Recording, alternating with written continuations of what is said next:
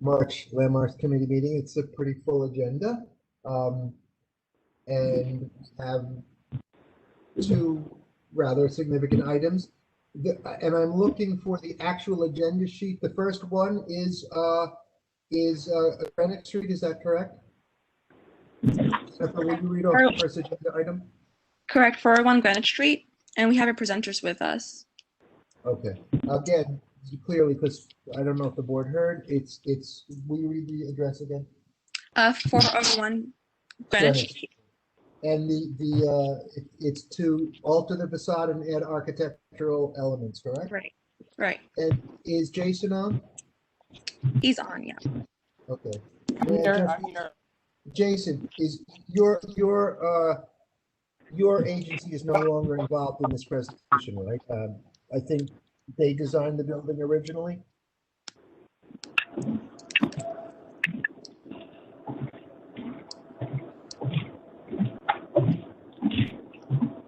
Can you hear me, Jason?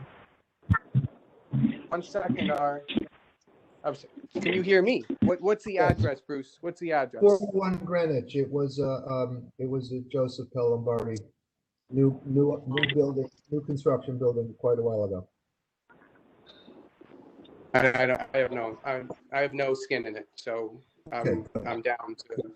Good. Okay. So perfect. Let the presenters begin. Awesome. Sure. So we have Terrence with us, along with Terrence Ovid with Fadi Rizgala and Rami Isaac. I apologize for mispronouncing your names. Terrence, I'm going to go ahead and unmute you. Thank you. Can you hear me? Thank you. Can you hear me? Yes, we can hear you. Yes. Can you see me? Are you able to see me? Is that something that I should do over here? Yes, we can see you. We can. Okay. Good evening. My name is Terry Oved. On behalf of the building located at 401 Granite Street, joining me on the call today is our lead designer, Fadi Rizgala, and our architect, Rami Isaac.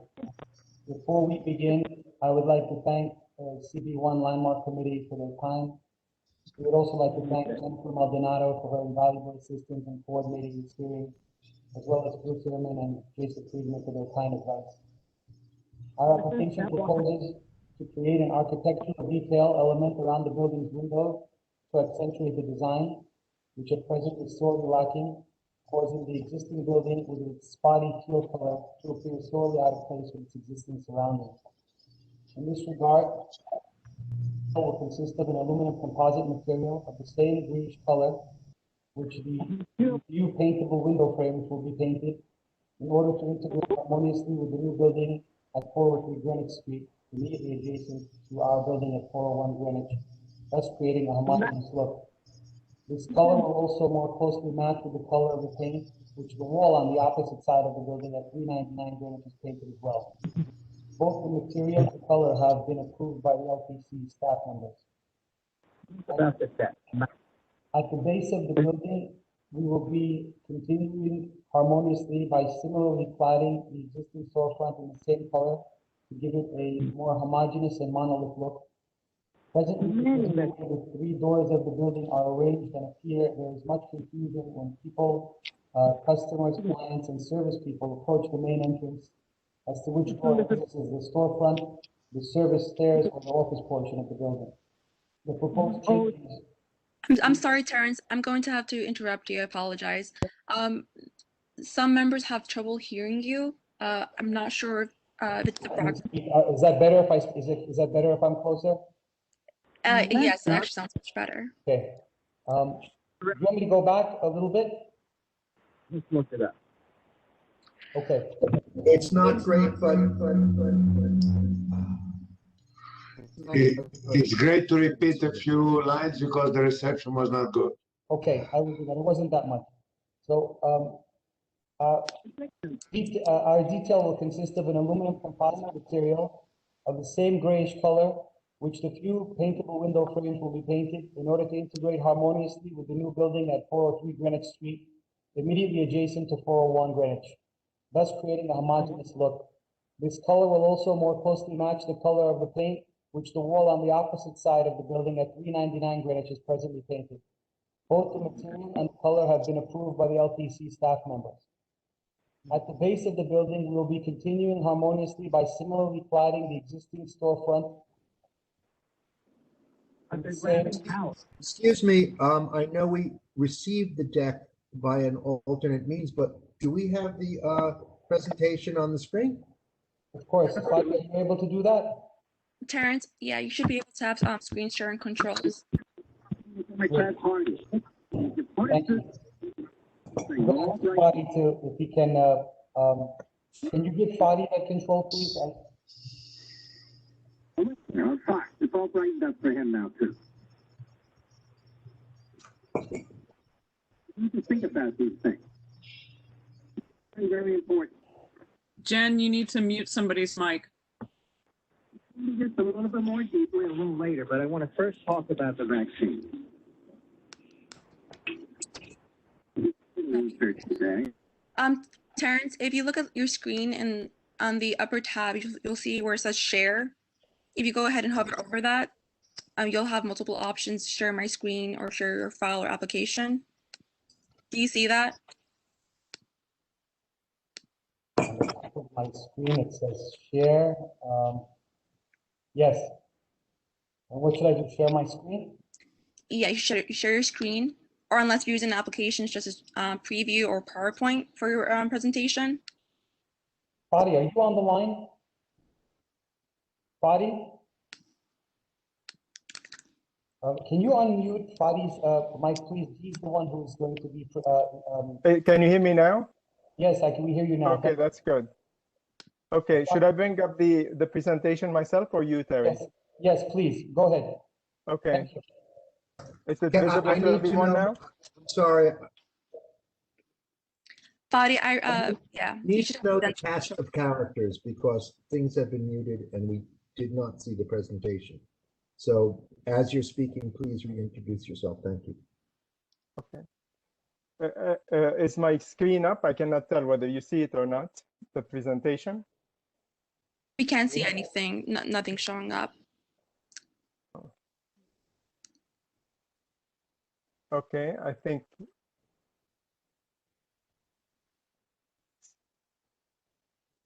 If you look at your screen, you should see a share tab. Yeah, it says share. I click on it. Okay, share, and you have an option that says share my screen.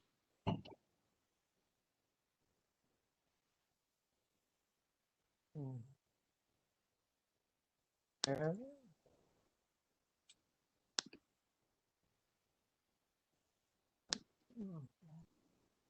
Does that work or not? No, it says it gave me to the cloud. It took me to the cloud somehow. Are you using an application for your presentation? No.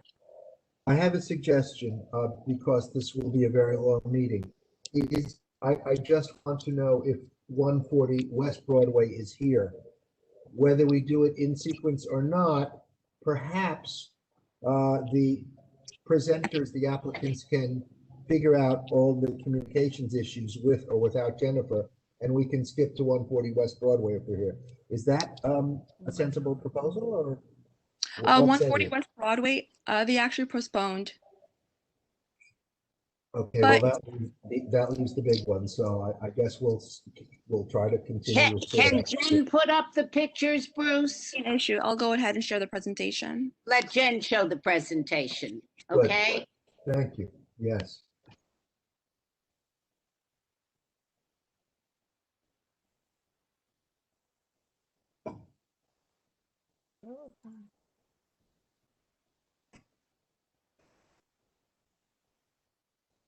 Can't find anyone now.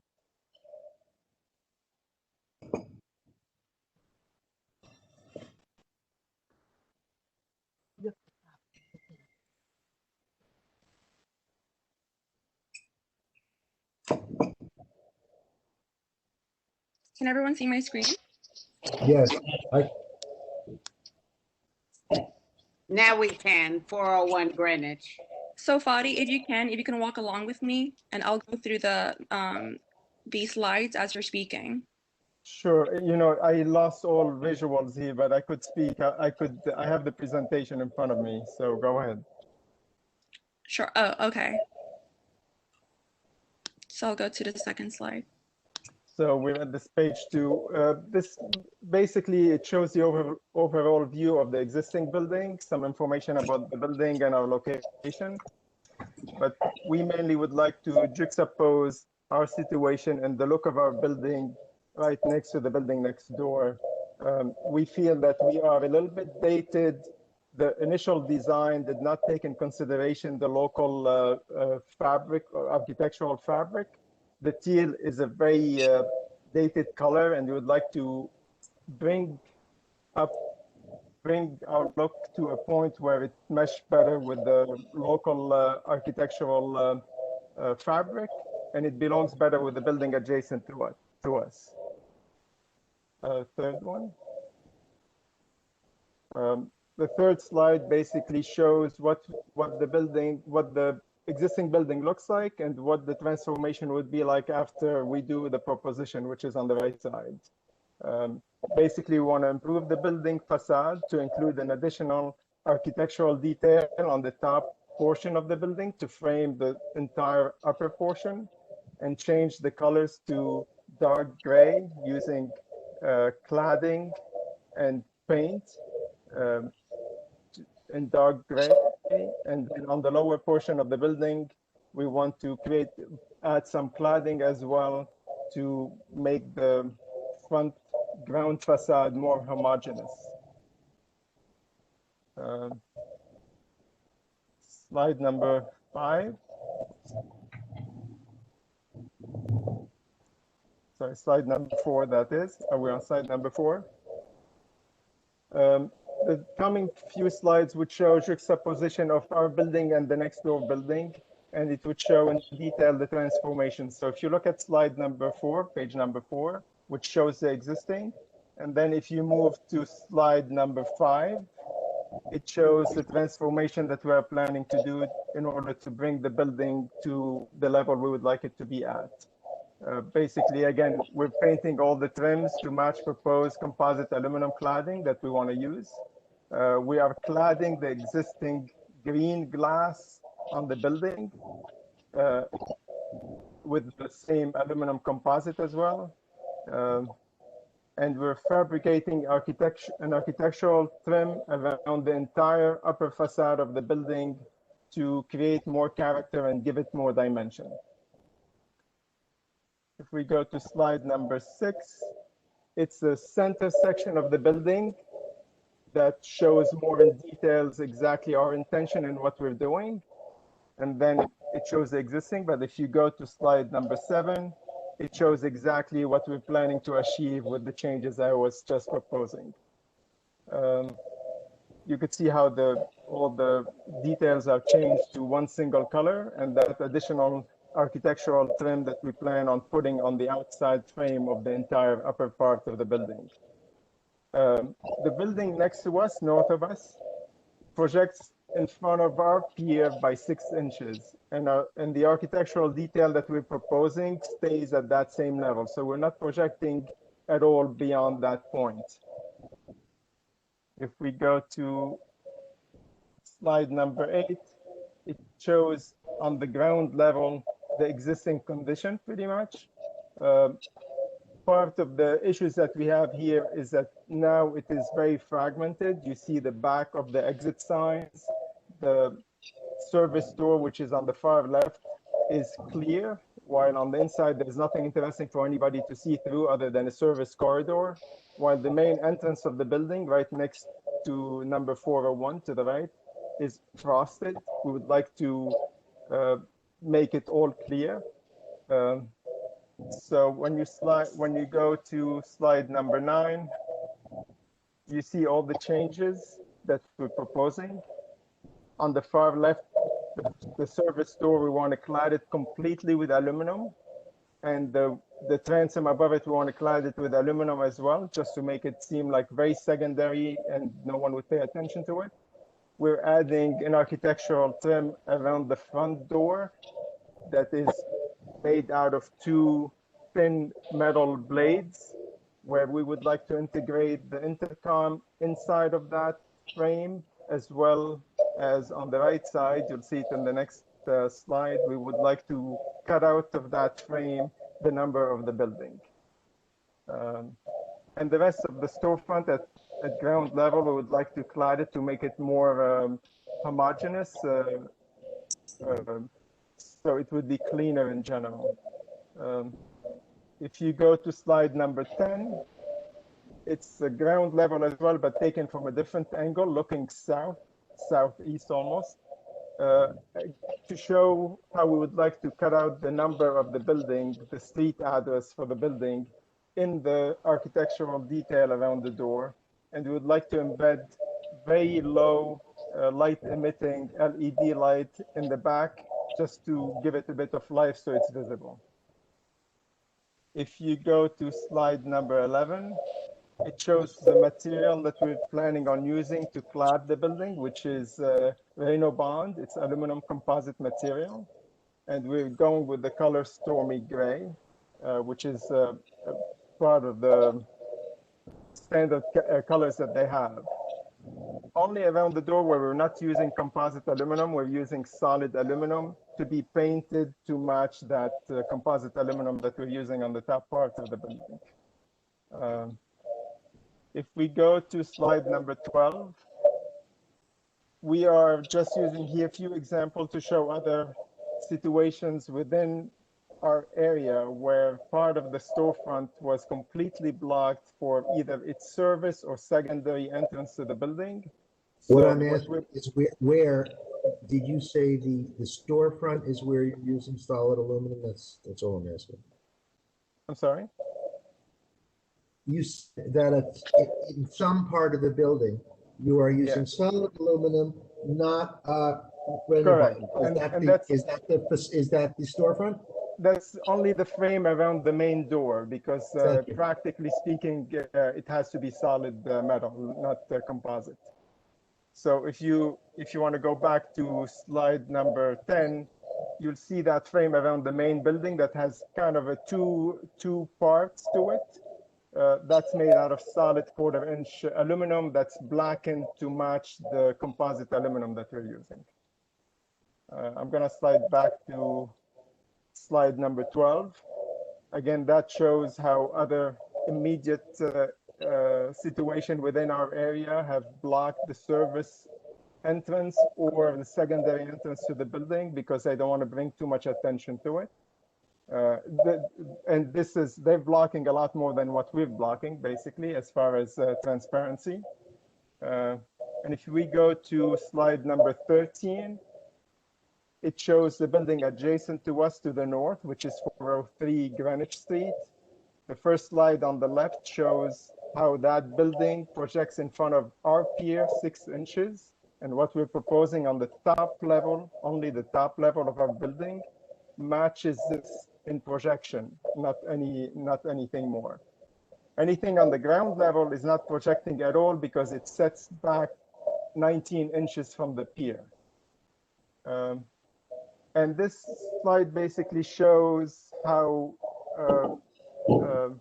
we look very fragmented next to the building next to us. And what we're doing is basically we try to belong side by side with that building. And that building was done in a very tasteful way, and would like to bring our building up to date pretty much to belong with it. Slide number 14 basically just shows that some situations within Greenwich area, like Granite Street area, 62 Beach Street, have been allowed to use some directory with backlighting that's strong enough. What we will be using probably would not be even 1/10 in intensity of lighting as this is. And on the right side, it shows another directory that has projection, which does not relate 100% to what we're doing, but I just want to show that there have been certain things that have gone a little bit beyond what is typically acceptable under certain circumstances. But this is basically it. It's straightforward. We're basically trying to improve the look of the building in general. Thank you. I'm going to go around the table in a minute. I do want to ask you if you have had staff level comments at LPC yet. We addressed all the staff level comments. So the presentation you see have addressed a couple of issues. The bigger comment was that they cannot okay it at staff level. They want to go in front of the community board. So the small details when they brought them up, we addressed them and we fixed them. And when is your hearing date? The 16th. The 16th. I believe it's the 16th. Thank you. So I'm going to make my comment. We'll quickly go around. Can we go to the current facade and the proposed new entire facade, just those two frames, while I make my comment? Just for the background for the committee, if you don't know it, this was originally a one-story stationery store. It was designed by Joseph Pell Lombardi. We had contentious moments in the distant past with Lombardi and Associates, but this was a particularly considered a very nice design of Lombardi. It was originally designed to be all glass, the first all glass building, even the doorknobs. And what was left of the final iteration are these green glass spandrels.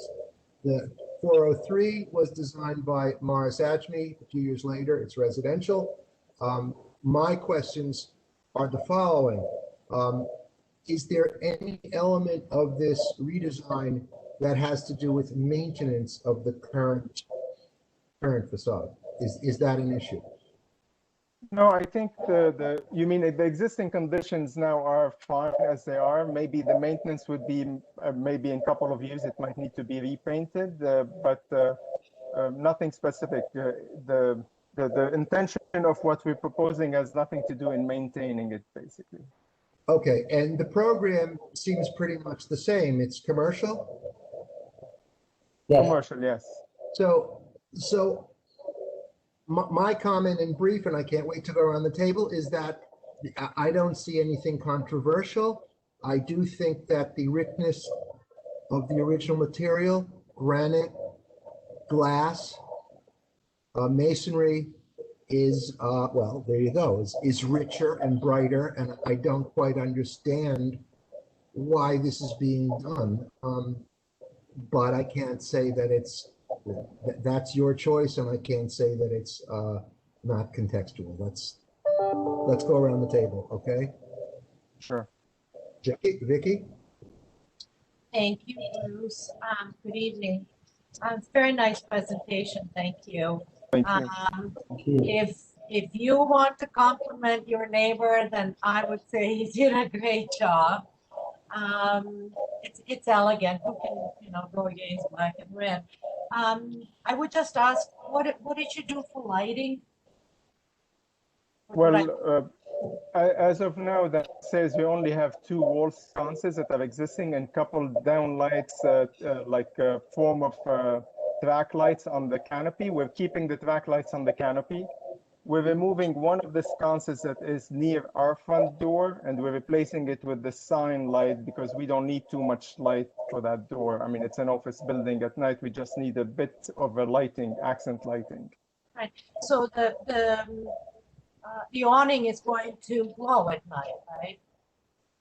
Awning. It doesn't glow. The headlight, the track lights shoots some light on the building, but it doesn't glow. No, they're just like basic convenience lights. Well, I would like it to glow because it would give a nice horizontal, because this is such a vertical reading. Wouldn't it be nice to make a base with a horizontal reading? Anyway. What? We will take that in consideration. I'm not sure if we could do such changes for the next for the meeting, but yes. Yeah, it's very nice. Thank you very much. Sorry, I just want Rami Isaac to say 2 words, and I worked on the building a few years ago, but I wanted to say that I don't feel that this is complimenting the neighbor. I think that this is complimenting the whole street because the color match, in fact, we're not changing any fenestration on a motif of the design, but that color is complementing really the whole street. and it's matching not only the neighbor, well, the turquoise blue color was totally outstanding. So we said we're compliment. I feel that this is complimenting the whole street, not only the neighbor. Well, that's Okay. true, and I agree. For example, if I can just continue on why, it does. And in order to, stand out on your own just a little bit, my thought was, what was the lighting like? Because that might be the one element that'll separate this from the adjacent. But anyway, it's lovely. Thank you. Joe? I agree with this. I don't see any problems with this presentation, so I'll support it. Thank you. And Vera, are you on?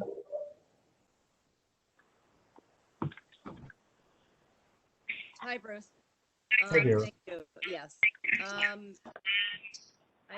I mean, personally, I agree along the lines of what you had said, Bruce. I just didn't understand. There's pretty bad feedback if someone can do.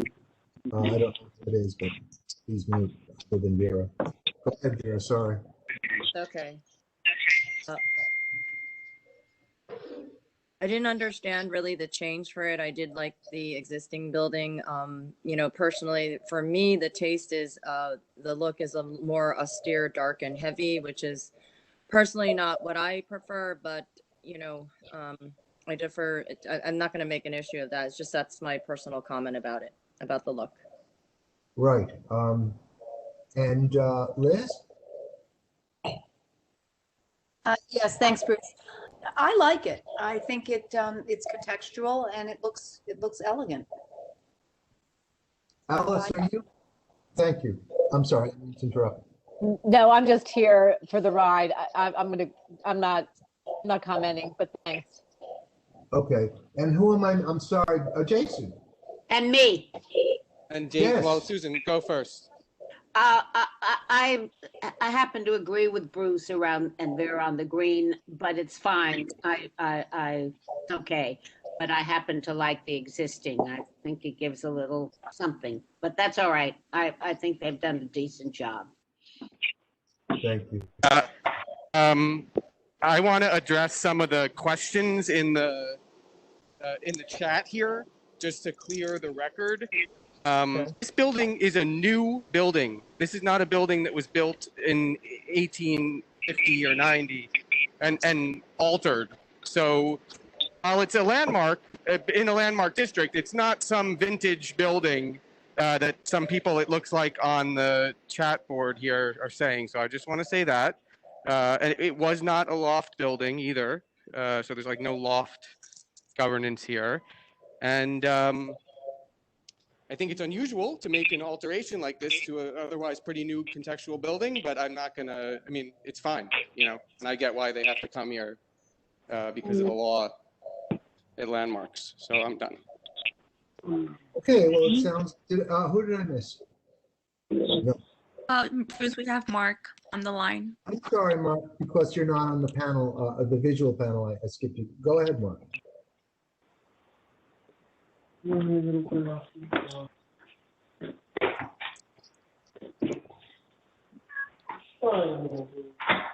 you Mark, there? are you there, Mark? Okay, well, if Mark comes back, we'll listen to him. So, I agree with Jason and others that it escapes me why we're going from a relatively new, richly ornamented, high quality material facade to a dour gray aluminum composite cladding. I don't understand it, but I can't say that it's out of context, and I don't own the building. So I guess we're going to prove this. I don't see any, glaring. Yes. Yes. Sorry. I know that the Q&A is open, but since we don't really work from Q&A because it's a public meeting and people need to speak up in order to be recognized for the record because it is a recorded meeting, I think we should do a hands up to allow if anybody in the public would like to say anything to be on record for it. Sure. And I actually, when Jason said the chat, I went into the chat. I didn't see any, but you're fine. So that's a good idea. Jennifer, if you see any hands up, would you? Sure. I'll go in order.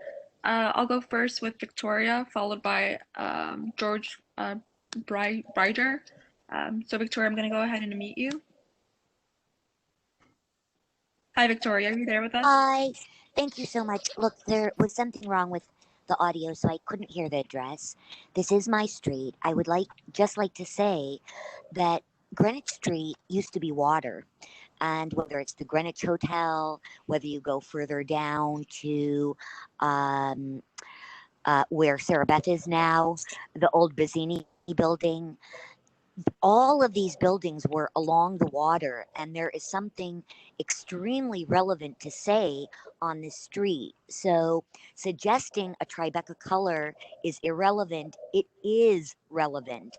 The liquor store on West Broadway, the doors on a corner, there are elements to Tribeca that make Tribeca Tribeca.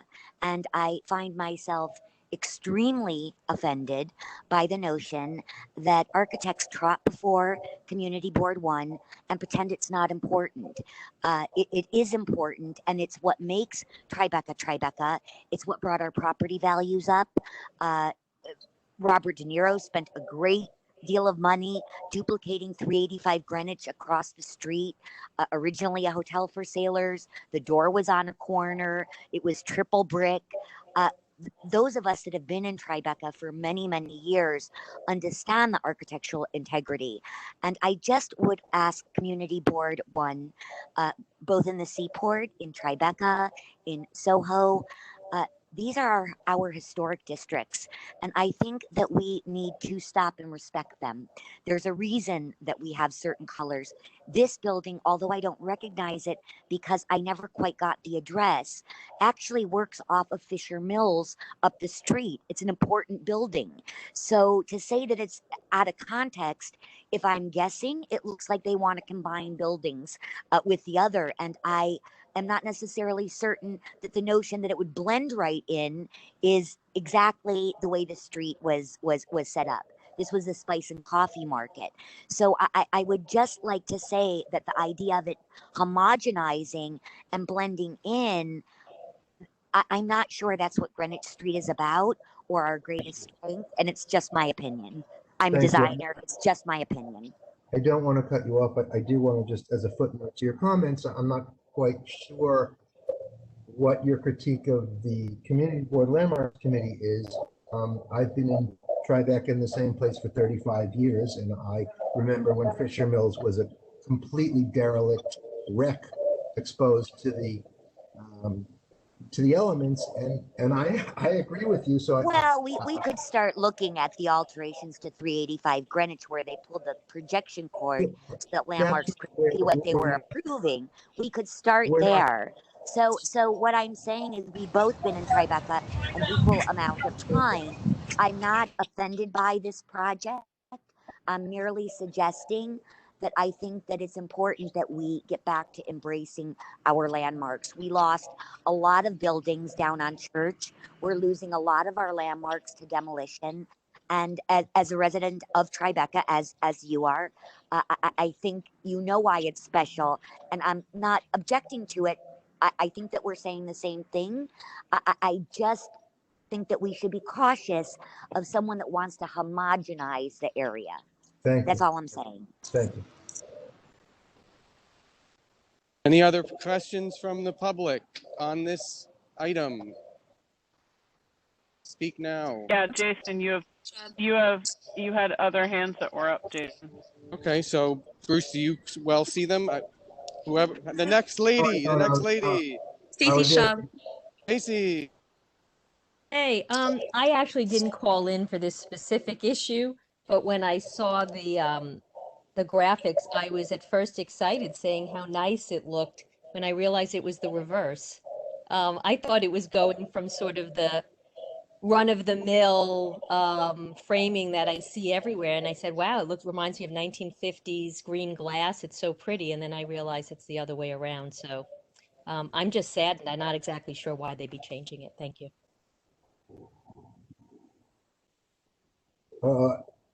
I cannot see the panel. Jennifer, is there anyone else, or Jason? I don't see any other hands up. I'll try to go and Okay. circle back to Mark and see if he's there with us. And Mark, are also, you there? there is a continual feedback. Someone is not muted, and it's interrupting the entire presentation. There, that's siren. Can we please mute it that on?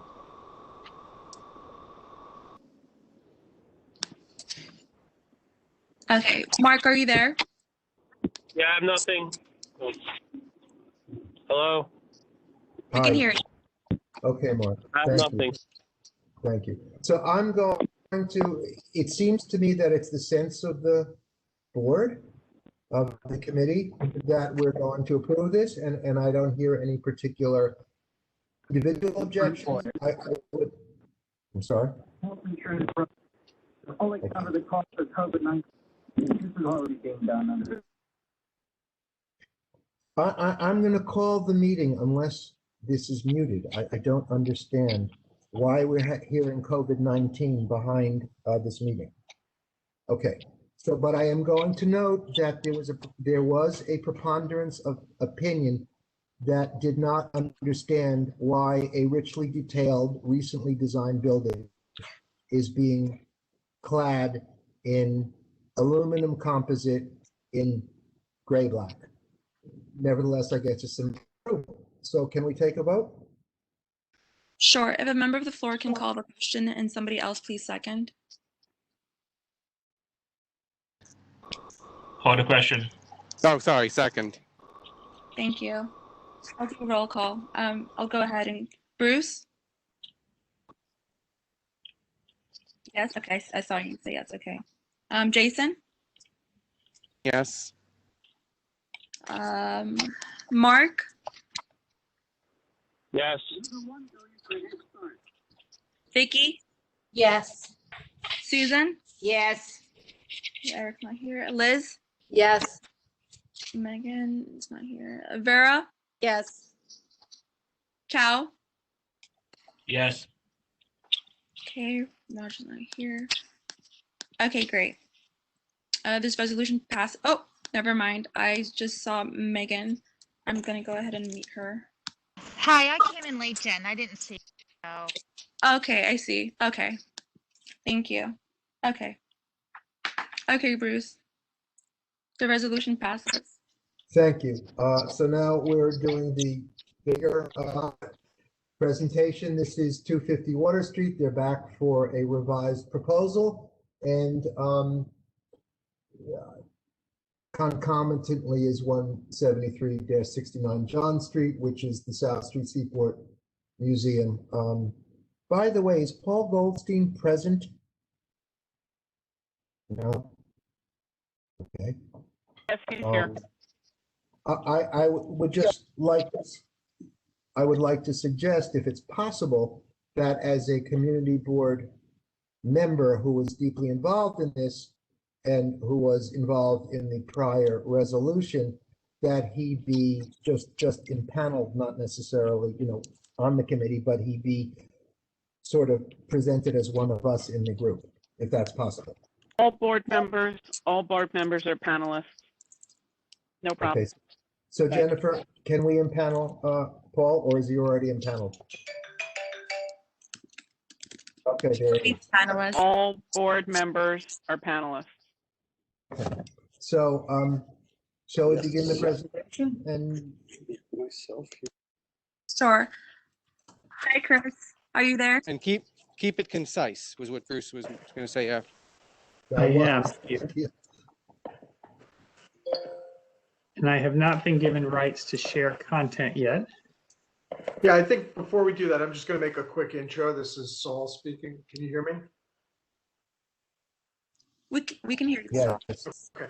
So I just wanted to just touch base and first of all thank thank the community board for their time tonight. I know it's a lot of time and a commitment.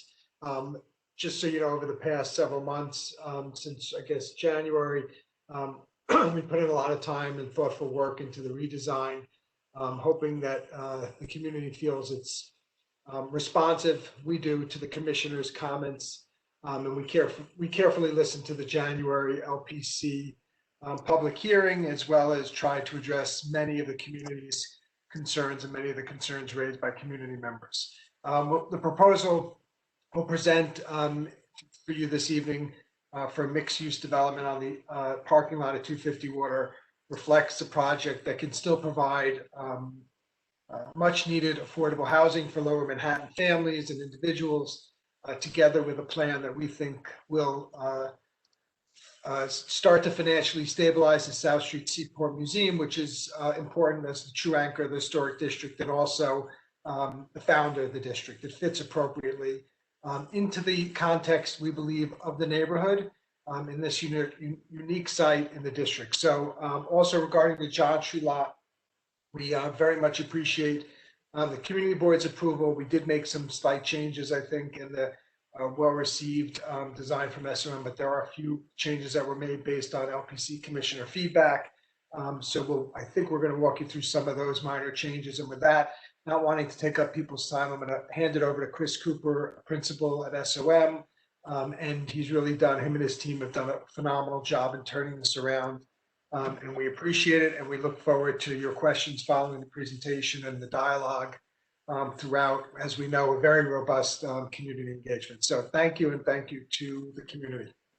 Thank you, Chris. I would ask you to reveal to us, new elements. I realize the 250 has been redesigned, but please, we know the context now. We have been studying it for years and also in a 5-hour meeting a few months ago. So let's get right to the design and architecture. Okay, thanks. Absolutely. And Bruce, thank you for having us share what we've been doing. And I won't repeat what we already know, but just as a reminder that we are making 2 applications, 250 Water Street and the John Street application.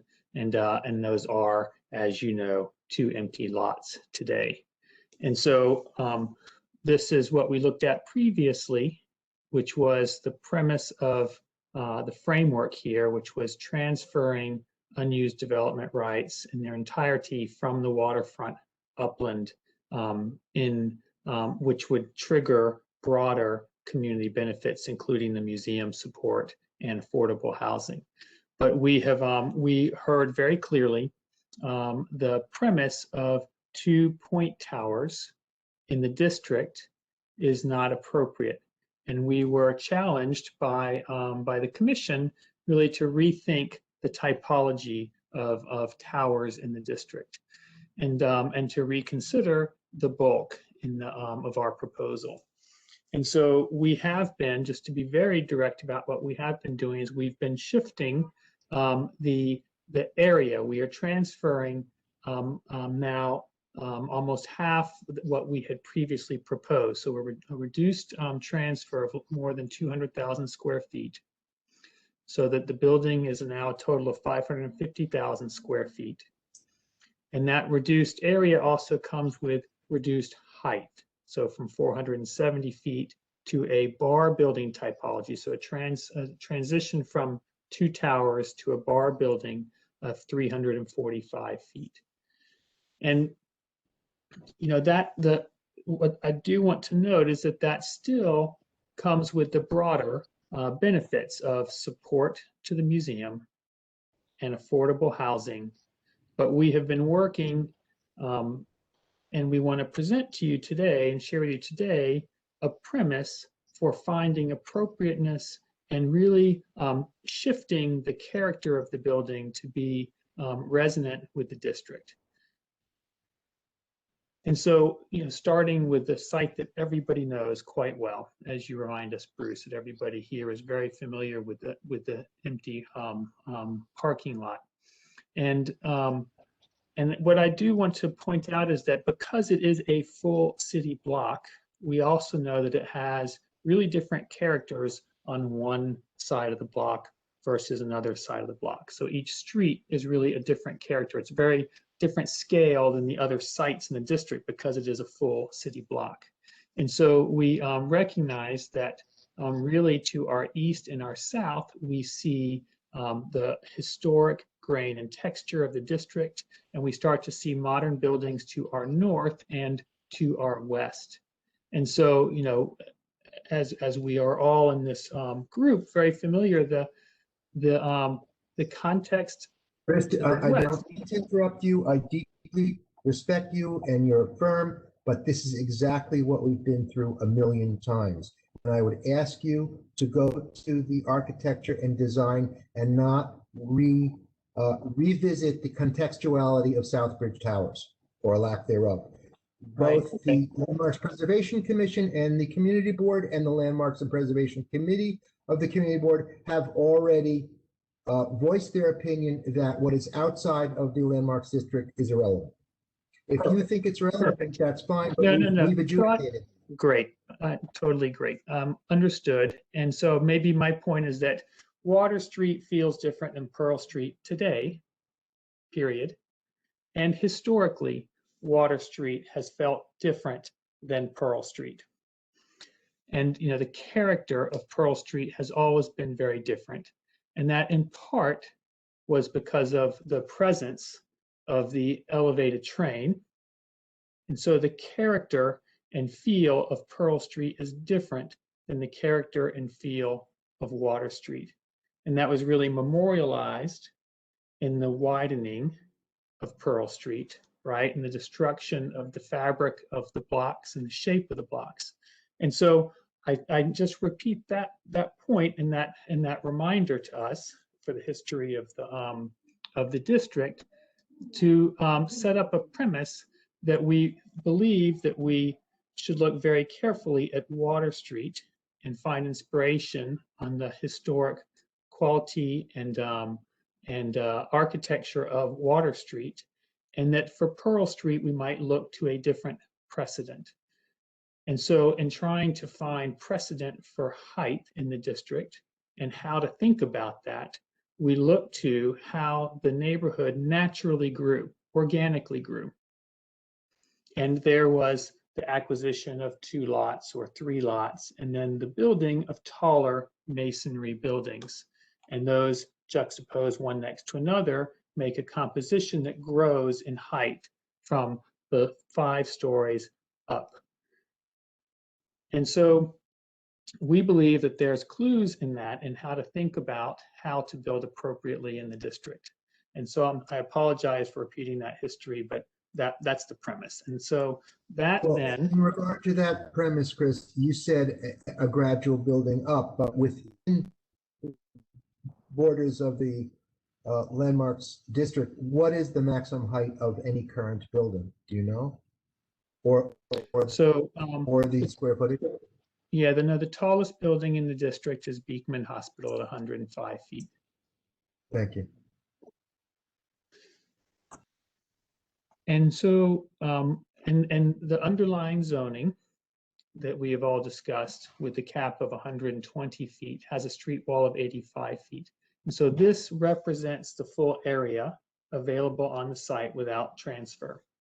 But it is arguably still a tall building in the district. And particularly that is prominent facing Water Street.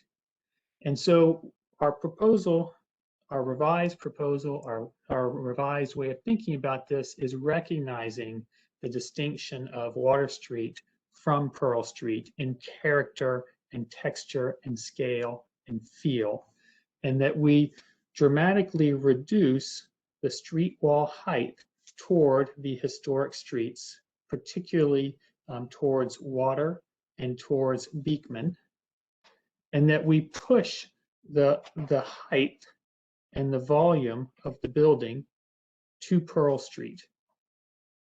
And that is where we place the mid-rise buildings on Pearl Street.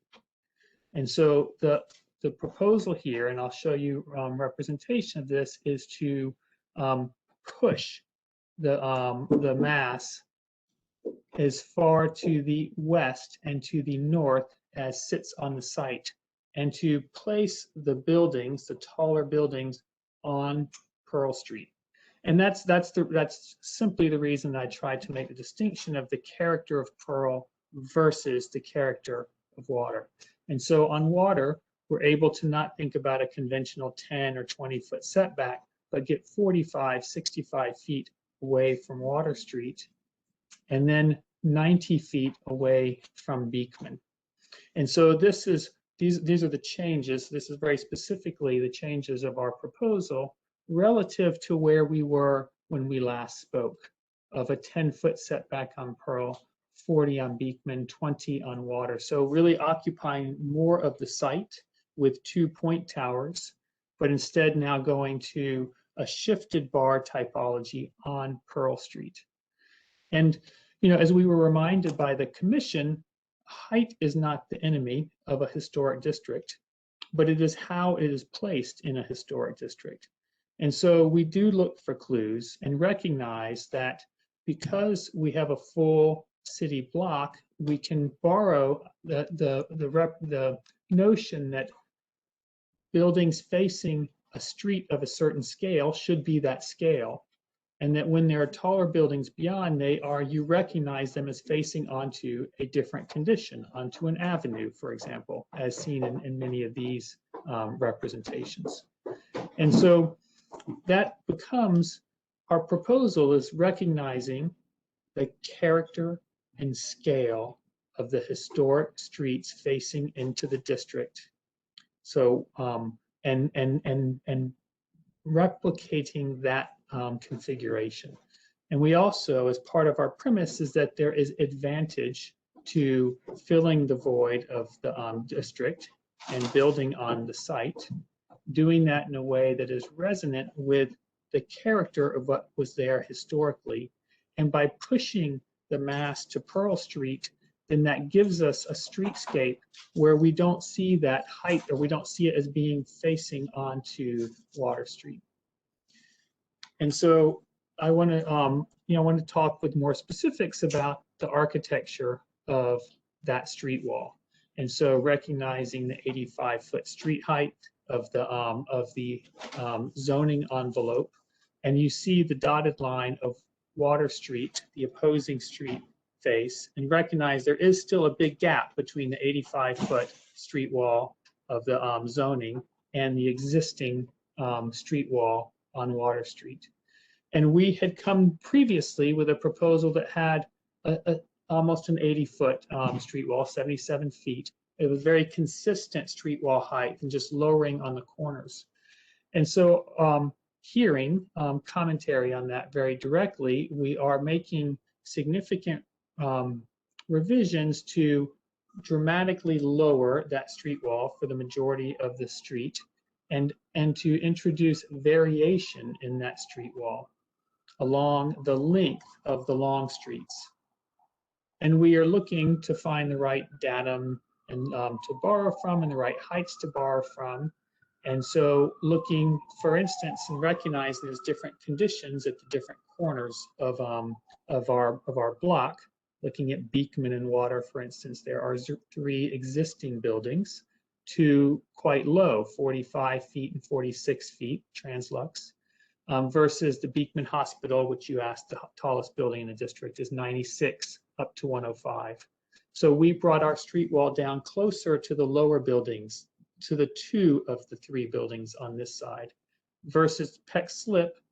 If we look at the existing context, we have the school at 101 feet, but its cornice line sits at 74, the brick cornice at 74. And 21 Peck Slip sits, the cornice lines at 75. And so we took 2 of the 3 existing buildings to set our datum, and we came up at 79 feet, quite close to those. And then mid-block, we introduced variation in that street wall height so that we don't get the long continuity from one end to the other. And then we have spent a great deal of time looking very carefully at the specifics of the materiality and of the texture and the color of our neighbors. And so looking to the coloration of the masonry, the tone on tone aesthetic of the masonry, the idea of a light colored mortar, the idea of a hand or a pressed brick versus extruded brick. We've looked at the storefronts, the continuous post and lintel expression of storefront, the proportion of those, the size of the windows, the expression of the lintels, the divided light vertical windows, the introduction of metalwork for detailing as seen in the fire escapes or in the counting house stairs, and the cornice lines of the buildings. And try to really bring that into the buildings that sit on Water and Beekman and Peck Slip, and introduce clearly those attributes: cornice line, a greater window to wall, a greater wall ratio, smaller windows, divided lights, introduction of metalwork, post and lintel properly proportioned at the base, and introduced operable doors and balconies to give texture and scale at the base of the building, and looking very carefully at the proportions of the transom, the detailing, the infill panels, changing the proportion and the height of our storefront, introducing painted panels and detail and some lights that are different from others in the introduction of signage, so that we can get to the proper character of the streetscape. And so the buildings on Water sit in proper height relationship to their neighbors and sit in proper scale and detailing and materiality to their neighbors. And so, I want to show you a series of comparison views from around the entire block of where we are today relative to our prior proposal. And so, again, Water Street looking north, empty site today. And we came to you previously with a proposal of what we refer to as a contextual podium with two towers atop. And so you see very clearly two towers atop, set back from that street wall. And if you put your eye to the towers above, or to the street wall condition, or to the storefront condition, you'll see a real change between where we were and what we are proposing today. And we believe that by pushing the mass of the building to Pearl Street, that you are able to get low buildings that face onto to Water Street that you associate as buildings on Water Street, buildings of the appropriate scale and texture with a varied cornice line from one end of the block to the next, so that we don't have that perception of the long bar, with the introduction of metalwork, with the lowering of the storefront to match more appropriately the street wall across the street, and the real setback of the buildings above. And so, and that plays out as you look at other views. This is a view that was requested in the last presentation, of standing on Pearl Street with our back to Southbridge Towers, looking into the district and seeing the empty site today. And our proposal before was a brick base building with stepping up to the towers. And our current proposal is really pushing the mass to the north, which allows the street wall to not just feel like a street wall, but to feel like buildings that are sitting and defining the scale of the context and responding directly to the context across from them. On Beekman, the other direction, we've now moved into the district looking out. Still the lack of definition of the district and of the intersection. And our prior proposal, which had brought a low cornice line but stepped up to the tower. I don't want to slow things down, but will you go 2 slides back, please, just for a second, looking east? Yes.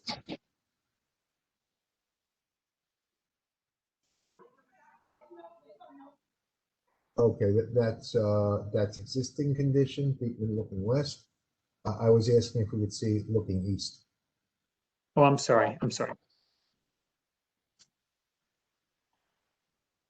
Is this the view, Bruce? Yes, just 1 second. Thank you. Okay. Please continue. Mhm. And so the revision to our current proposal, where you start to see, first of all, the character of the building feel very different, and the scale of it and the proportions and the expression of it feeling very different, we believe quite resonant with its neighbors.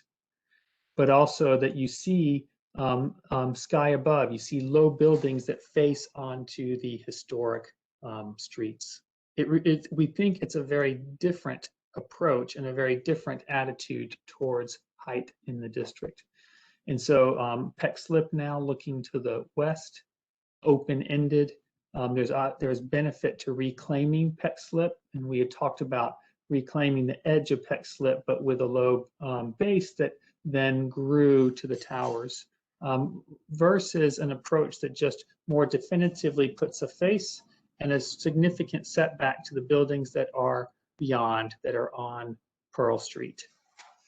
And then the cornice line here borrows very directly from the cornice lines of the neighbor to work in concert with the two neighbors to our north.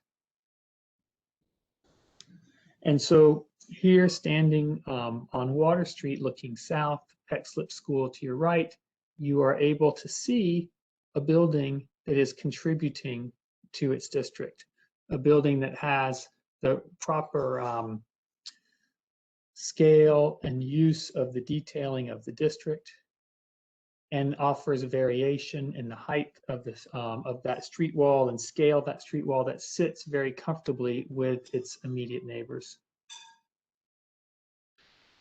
So programmatically, we're very similar to where we were previously, in that it's a mixed program of commercial, office, and residential.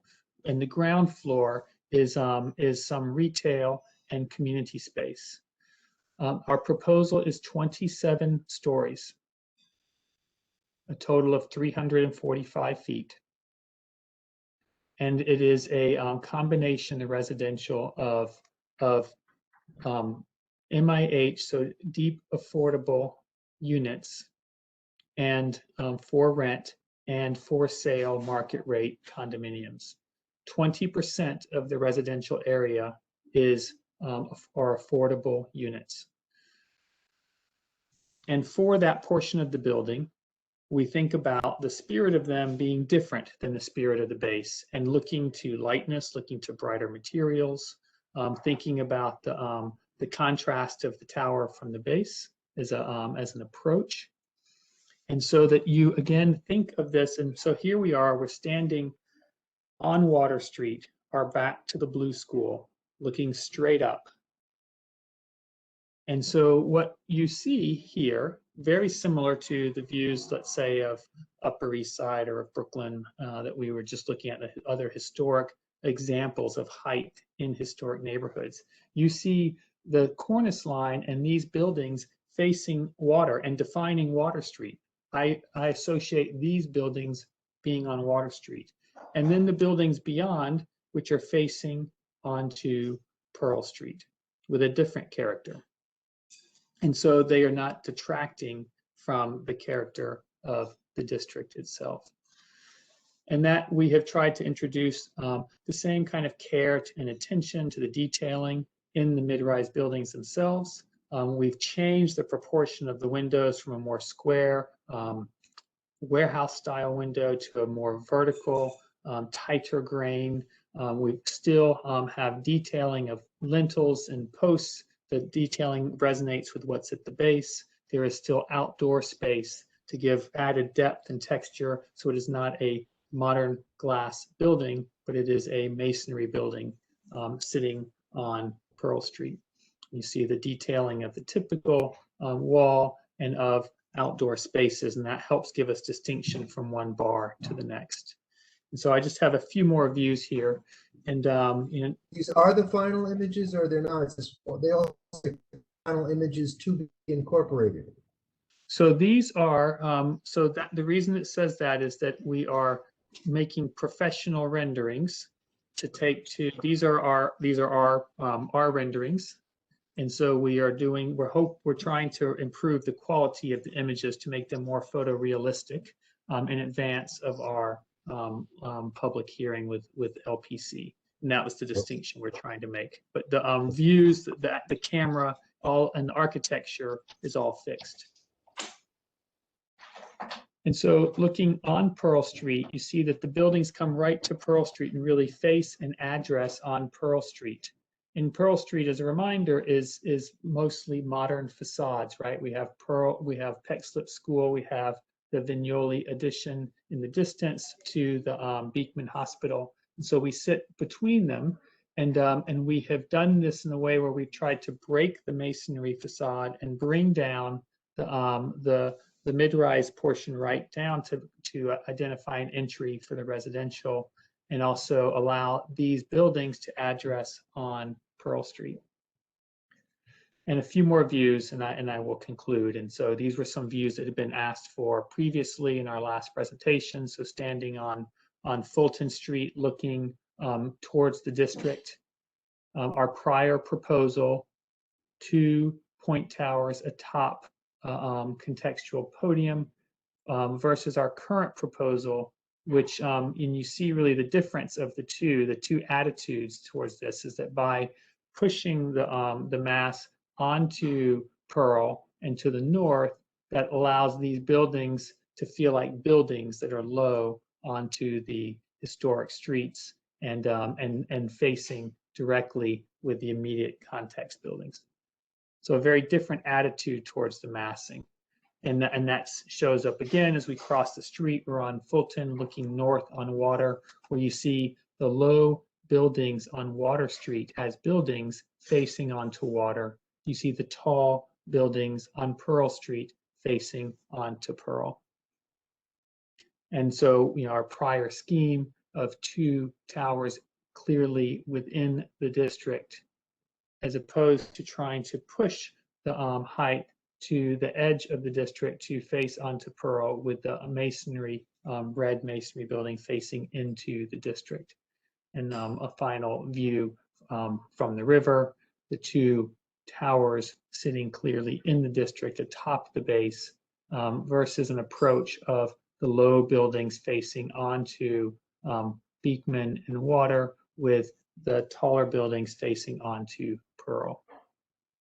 So we have been trying to accommodate and respond to the comments that we've received with a dramatic reduction in bulk, thinking about the building as a different type, a different building type, as a bar building that sits on Pearl Street that is thought of even as a composite of smaller buildings, really shifting the bulk of that west and to the north, and making many changes to the architecture that you and I will experience walking around the block on these streets by changing the street wall height, adding cornices and the window dimensions and all of the attributes that we have just shown. And we think that that is giving us a very different character to the building. And we had identified that we have 2 applications. We still believe that they are interrelated, and we do want to point out that this is still initiating the reopening of the museum and the movement of the entrance to the corner. So phase 1 as represented in this image. Phase 2, which we are still seeking the approval of phase 2, is the copper-clad wood box that we see in the distance here. But we did receive comments on that also from the commission. And the commission pointed very clearly to the bulkhead and felt that the bulkhead was too large and recognizable, maybe not the right material and geometry for the base that it was sitting on. And we had borrowed the material from the storefront and brought that to the top. And so we want to change the material, change the configuration of that. And I'll show you the revision of that and we have modified the configuration of the bulkhead. Now, you may be distracted by the disappearance of the towers, which is also a byproduct of the revision of the massing, is that they are now seen very differently from different points in the district. And so our current proposal is to shift some of the bulk of the bulkhead and to change the material to be a more passive material, borrowing the black metal from the shutters. And so we are also submitting revisions to the John Street lot in this next pass. And that is my presentation. I really do appreciate your patience through that. And but I think it is important to see all the details along the way. Thank you. So I see that there are, oh, that's just a reminder Bruce? to sign up. Yes. Bruce? Yes, can you hear So me? you're going to run the way you normally would run through the committee, and then we go through board members who are here. I have the list from the sign-in sheet for people. I'm going through and deduping it right now because there's, people who signed in 3 times. And I'll go through all the sign-ins for hands up and calling. If you would like to speak, you needed to have signed into the meeting. So you have now seen Jennifer has put the landmarks link. If you can see that in the chat, you click in it and you fill it out. There are quite a number of people who have signed up. We will attempt to do the best we can. I believe this is the last item on the agenda tonight, correct, Bruce? That is correct. Great. But know that we will not be here past 9 p.m. flat. So not everyone may get called on. We will do the best we can to call on as many as we can. I will specifically structure to try and call on people evenly. Bruce, take it away. Thank you, Tammy. So we'll go around the table, that's for sure. I have initial brief comments, and that is I know that you're imperturbable and unflappable, Chris, but perhaps your sense of the commissioner's remarks last time, that size does not matter, differs from what I heard. Anyway, we can continue now. So let's just Jennifer, you can either call out the committee members or I can. We can start. Well, let's just start. Alice.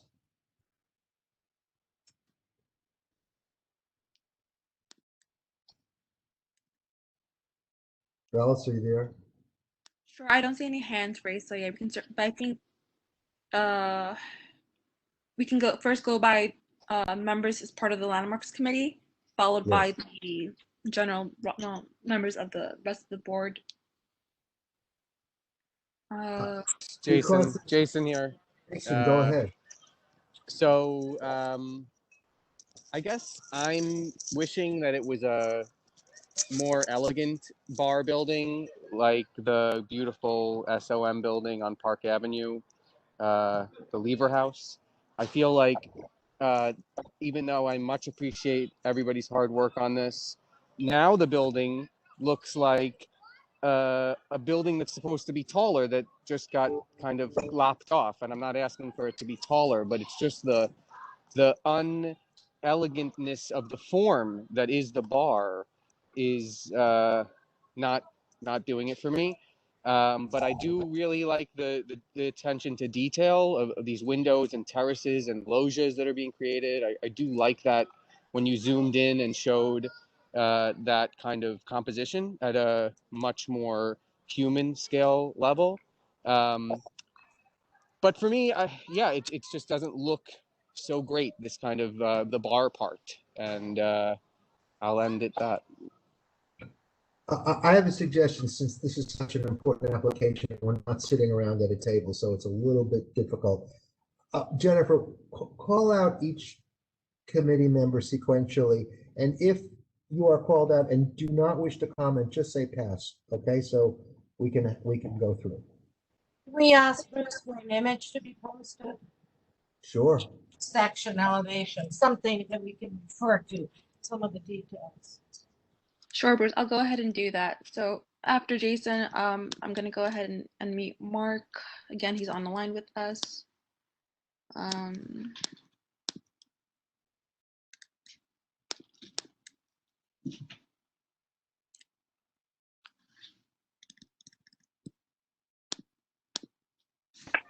Mark, are you there? Yeah, can you come to me last on the committee? Because I can't see anything. I want to hear what everyone else has to say. Okay, sure. Thank you. No problem. Vicky, you can go ahead. All right. Okay, just on mute. Thank you. I just have a couple of questions first. So this building is now 19 floors high, including the base.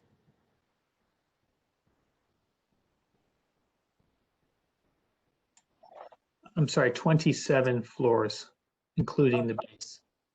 All right, so you have, so there's 19 residentials, right? Yes, that's correct, Vicki.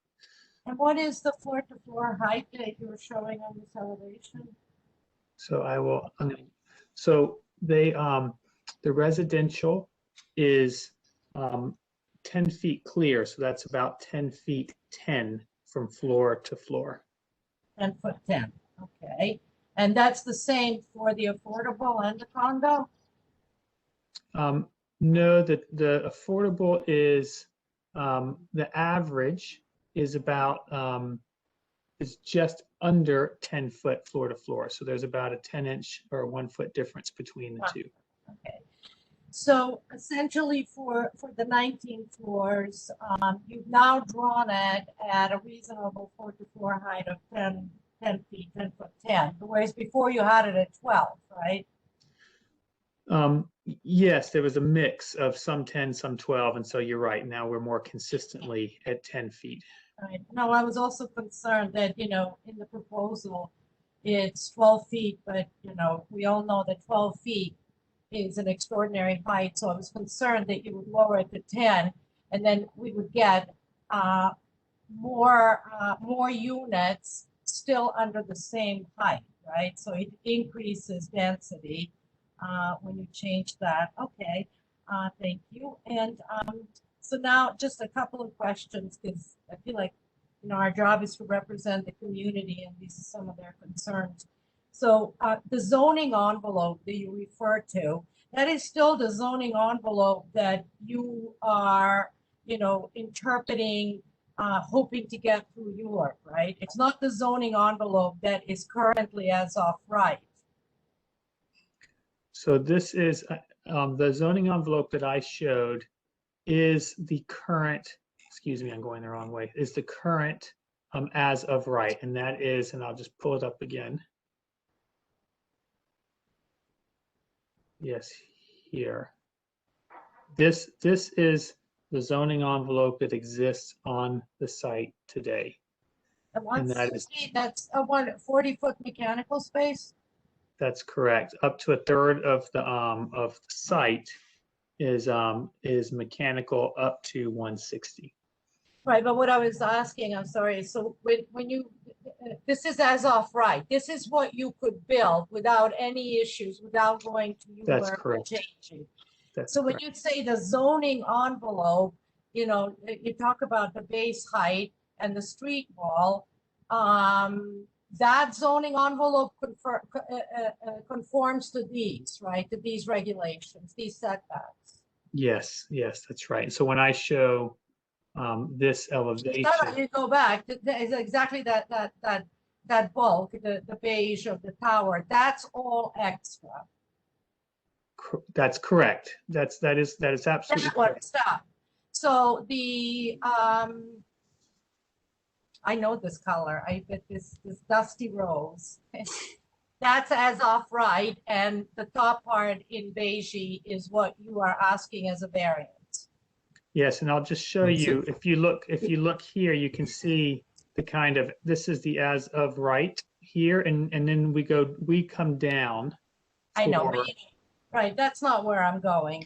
Okay. What I'm trying to say is that, you know, this is obviously an enormously important issue on so many levels, including all the money that is being spent, the presentations and everything. You know, it's a serious issue in New York City, so I don't want to be frivolous with any comments. But I would just want you to understand that while we appreciate all the efforts that are shown here to be sensitive and to listen, you are still going over, you know, 200 and some odd feet beyond what is as of right, no matter what you do to it, right? Absolutely. I just understand, like, you're marching down your orders and the community is saying, gosh, this is not what, you know, is in the law. And for those who say this is an empty parking lot or both of these, you know what? Our congestion down here is going to kill us at some point soon. So please, when people say it's an empty parking lot, well, how nice. Maybe if we had some trees, we would enjoy it. But otherwise, a little visual break, a breath of fresh air. Yes, we will have a building there. But I've been sitting on this comment for a long time, people being just because there's something built. Just to clarify, Vicky, excuse me, it's Adam Meister from the development team. It's 185 feet, the difference between the 160 and the 345. So from and the 345 that we're proposing is inclusive of mechanical space. Right, so it's not. So it's not over 200 feet. We understand it's significant. Your as of right is 125. Then you gave yourself a 40-foot mechanical. Excuse me, there's so much construction. Yeah, I'm just comparing it to the top of the mechanicals, just so it's clear, apples to apples. Right, but what I'm saying is that the height is 125. 120. 120, and then you've given yourself a 40-foot mechanical space. Because, you know, you could have it at 25 or 30, which will bring it to 150. Anyway, it's neither here nor there. What I'm saying is that, you know, as a community, while we all appreciate this, and like I said, a serious issue and lots of time and money spent, you know, just understand that it's still well beyond what people were advocating for, thinking that we need or is appropriate.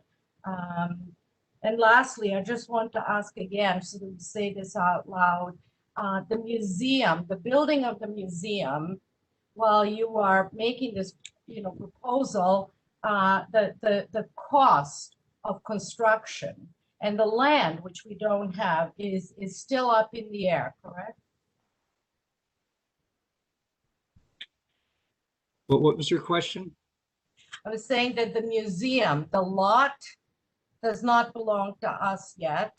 And the cost of construction, while you may propose to do this, while Sol said he'll pay for the design of the museum last time we spoke, the actual cost of construction, several $100 million, in order for this to be made possible, is still not available.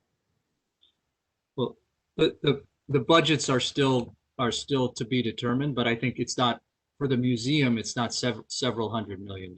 It's not. That's an order of that's a couple of order of magnitudes away from what it would be. How much do you think the museum would cost? I mean, we all know a little bit about financing here. So even if it was 120 or 140 million, where would the museum find that money? Well, I mean, I think we can confidently say it's below 100 million, given the size of the buildings.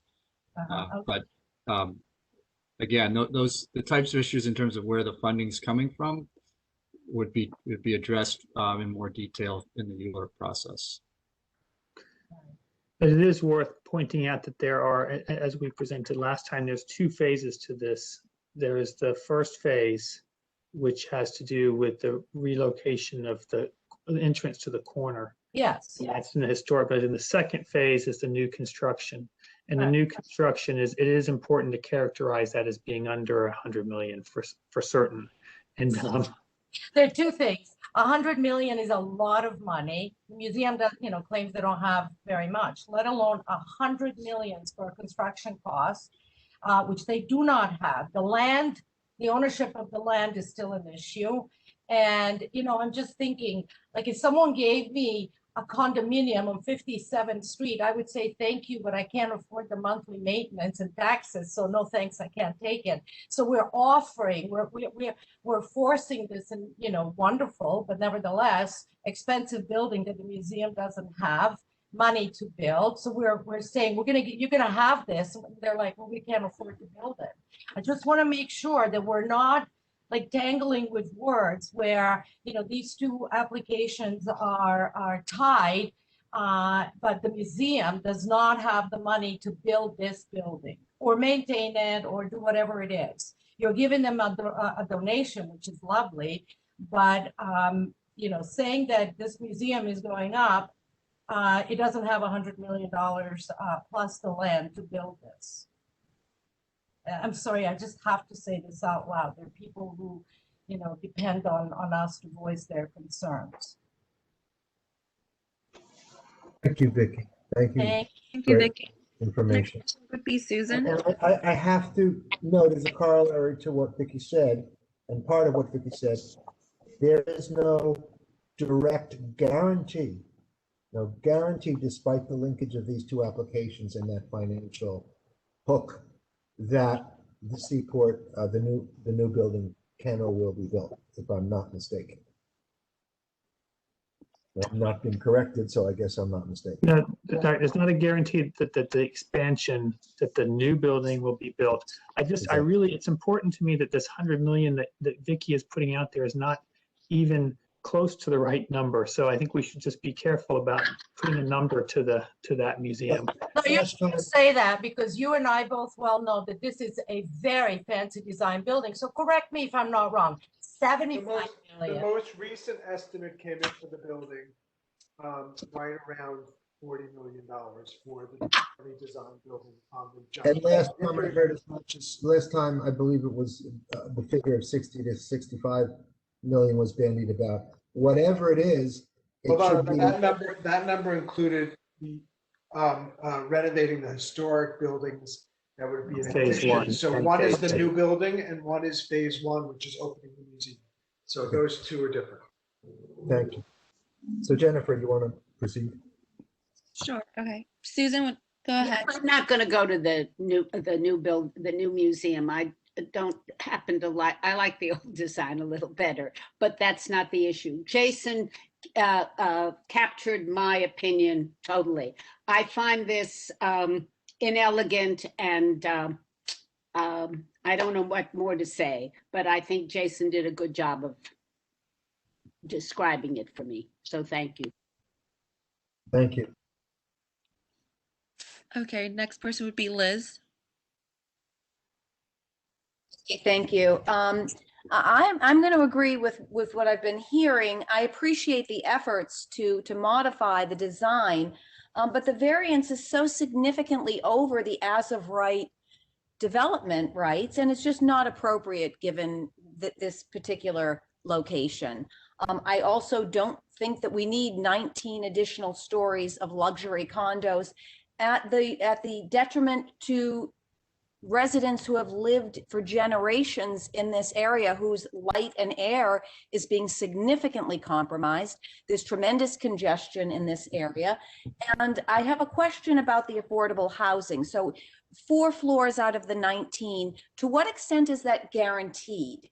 Are there, what are the regulations with respect to that? The units would be as part of the approvals, they would be restricted to income bands consistent with the mandatory inclusionary housing program. And we're proposing 40% of AMI, as Chris said, deeply affordable. Mm-hmm. Okay, I still have a problem with just the bulk of this building, given the location. That's all I have to say. Okay, Megan.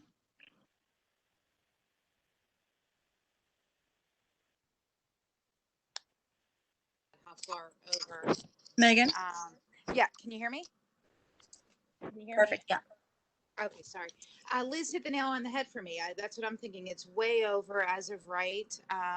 The detriment to the community. I just can't add on to what she said. It's exactly what I was thinking. So I agree with her.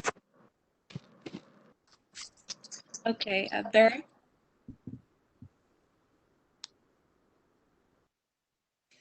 Hi, thank you. I agree with what everyone has said so far on the committee. There was I appreciate, Chris, all the efforts and Saul that you guys are making. But I mean, you made one comment during your presentation that really struck me, which is you said, oh, this is similar to what's on the Upper East Side. You know, this is the historic Seaport District. This is not the Upper East Side. The landscape is completely different. And I think you've been tasked with the impossible task of trying to fit something there with this bulk and size, which just can't happen. It's impossible. So I mean, that's all I have to say on this. It's just too heavy. It's the current design the new reiteration is just so heavy in every sense. And frankly, the beigey portion that Vicky mentioned is, frankly, I don't quite I don't like the design of it above the condo spaces. And that's all I have to say. Thank you. I'm sorry, who just spoke? I'm sorry. That was Vera. Thank you. Okay, Chow. I agree with everything that everyone said, so I'm not adding anything further. Okay, and I'm gonna go back to Mark. Just one moment, everybody. Thank you.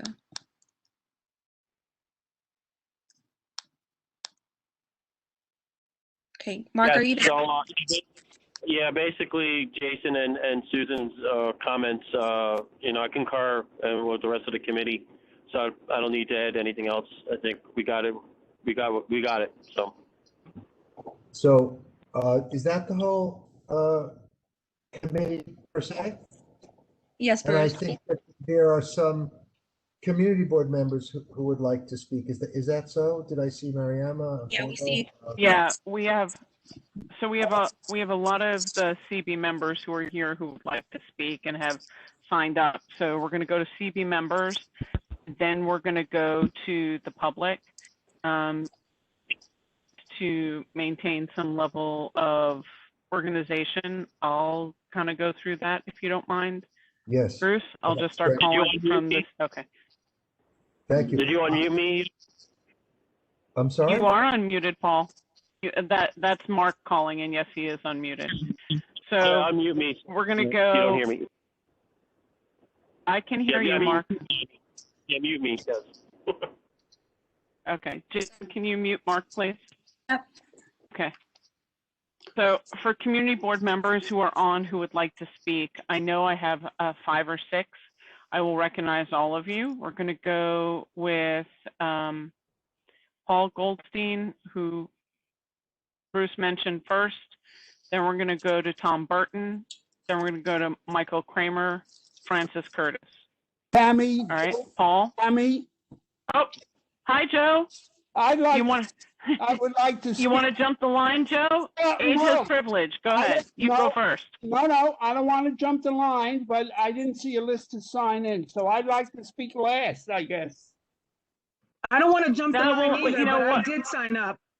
Mariam, I signed up. I got you too. I know, I got you. I just haven't gotten there yet. I didn't call everybody who's on. I've got quite a few board members here. All right.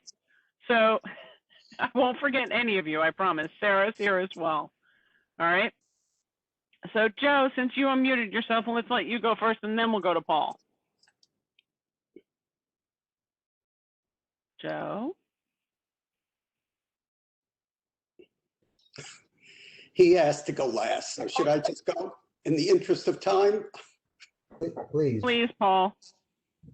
Okay, thank you. I really want to follow up with some of the comments made by Vicky and Liz. And I just want to review, the height and bulk of the building is the crux of the matter.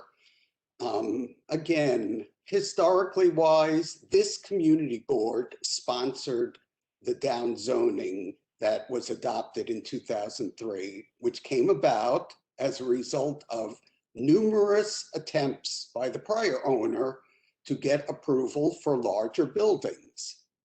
Landmarks disapproved all of them, and I should point out that memorably shorter than this one before you tonight. They defeated buildings or refused to approve buildings 14 stories tall, 13 stories tall.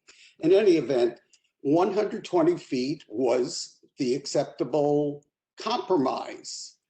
And again, as was pointed out earlier, the tallest building is roughly 100 feet. So if you're going to add 20 feet to that, which the zoning does, that's a 20% increase. And now they're saying they're, as of right, 160. So that's a 60% increase over the tallest building, not to mention that the average building is 45 stories. So they're roughly 3 times the size of the average building, which is what they're trying for. So bottom line is 120 should be the ceiling, not the floor. They're making it the floor. They're starting at 120 and then they're putting, you know, multiple stories on top of that. So I think that's out of place. Again, Landmarks did approve a building here. It was 11 stories in height, 10 stories plus an addition, making it 11, which roughly is at the, you know, what the zoning allows. And so that's what Landmarks has said over and over again. And just one other reminder is that, you know, Landmarks is not even supposed to take into consideration amenities and things like that. It's against the rules and the laws, so we shouldn't be doing that either. But having said that, there are better and alternate ways to raise money for the Seaport Museum if that's the goal. So I'll leave it at that in the interest of time. Thank you. Thank you, Paul. Next.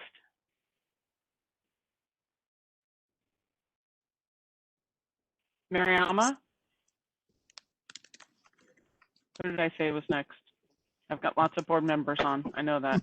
You had Tom. Mariama, you ready? Oh, okay. Tom, are you on? I can be ready. Yeah. Okay, be ready, Mariama. Go. Okay. Yeah, looks like I'm going to be the black sheep here. No pun intended. I'm okay with that.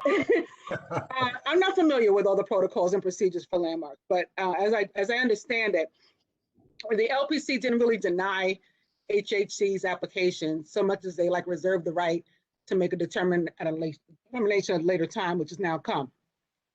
So this would indicate to me that similar to licensing and permits, they prefer not to deny the application if possible.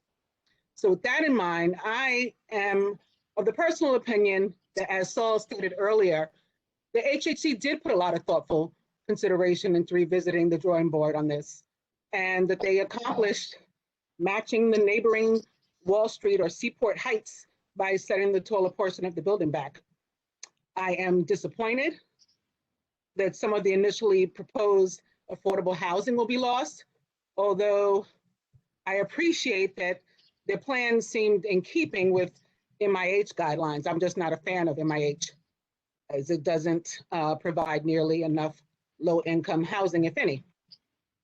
But lastly, I've been talking about racial and LGBTQ impacts of development or lack thereof before it had a name. But today, many government agencies and communities are considering what are known as REIAs, Racial Equity Impact Assessments.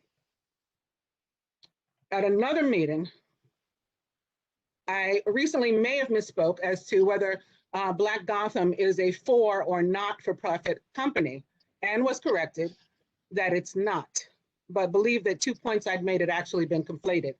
One was I have friends who were looking to donate to a Black nonprofit for Black History Month, but had already donated to Black Gotham. And Mariama, how does this, I'm gonna stop you and ask you how it applies to the building. I'm confused. I'm gonna get there. I'm gonna get there, I promise. I was, number two was that I mentioned that I used Google's new widget for finding a Black-owned business to search for ones in my area, and I was redirected to Brooklyn. So I say this to say, in either case, the fact remains that there are few Black-owned businesses in this district, and HHC houses one of the few. Now, given the history that in the early 1600s, this is where Blacks lived and thrived, and that once the North Atlantic slave trade began, Blacks were indeed the business in the area as being sold as livestock in what later came to be known as the stock exchange. I think that it goes to the landmark status and that there are potentially grave racial impacts in considering who gets or doesn't get to develop here, or what is developed here, and whether or not Black and brown people, as well as members of the LGBTQ community, have equal access to those contracts and spaces. So to me, it's time that, you know, we as a people and as we intersect and all of that could afford to return to what was our original home in this city, and that we had something to return to. I think that totally goes to the landmark status of the building.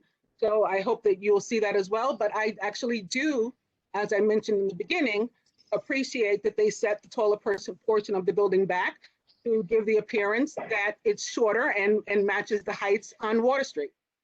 Thanks. Okay. Thanks, Mariama. Okay, we're going to Michael Kramer next, and then after Michael Kramer is Tom Burton, and then I think it was Francis. Mariama, please take your hand down. Paul, please take your hand down. And at 8 o'clock, all the board members need to be able to squish into 8 o'clock, and then we start 2 minutes per speaker from that point forward. Go ahead, Michael, thank you. Am I correct that in phase 1 of the changeover in Skirmahorn Row, the museum will have reduced its presence in the building, perhaps 10,000 square feet less? Chris, can you answer that question? Yes, if not, can Adam or Saul? We did go through this in great detail with Captain Boulware and the museum in the last presentation, and that is, it is correct that there is some change in the number of gallery spaces in phase 1. That is correct, Michael. But Thank you, Chris. the museum is not open in those spaces, just as a reminder. So it's going to lose space. Okay, thank you. Now, did I hear that you're going to be doing an 80-20 building now instead of a 75-25 building? We never said we were doing a 75-25 building, but I can clarify. I think where your question's coming from. The square footage is 20% of the residential square footage, and that's consistent, and it has from the outset with our prior proposal. The unit count, there might be a higher percentage of affordable units because of the size of condos are typically larger than the rental units. So Adam, our unit count, our approximate unit count right now is probably a little over 25% of the total units, but the unit sizes are still being worked out. So you're down to 70 from, you started out at 160. No, we had approximately 100 affordable units, and it's come down to approximately 70. Okay. And is it fair to assume that the Landmarks Commission has the right to designate a historic district as a distinct enclave? And assuming they have that right, do you agree that this address is in that historic district? I don't understand. I don't know what you're asking us. Is 250 Water Street in the historic district and subject to the landmark provisions of a historic district? I think that's why we're here. That's why we're here tonight, right? So you feel that it shouldn't be, is that correct? No, I'm not saying it should or shouldn't. I'm saying that's why we're here tonight. It's in the historic district and it requires us to come before this committee and then the commission, which we're doing next month. What are you trying to get at? Let's move along, Michael. Okay, well, thank you for the opportunity, Tammy. Sorry, don't mean to be snaky here, but you know where I'm going. We've got a lot to go through. Next was Tom Burton. I think, Jen, did you find him? He's listed only as Tom. Yeah, he's moved now to panelist. He's in, whenever you're ready. Hi, I just got access. Thank you. So I submitted some comments before, so I won't go into all of them, but I just want to reiterate my belief that the support of the museum is part of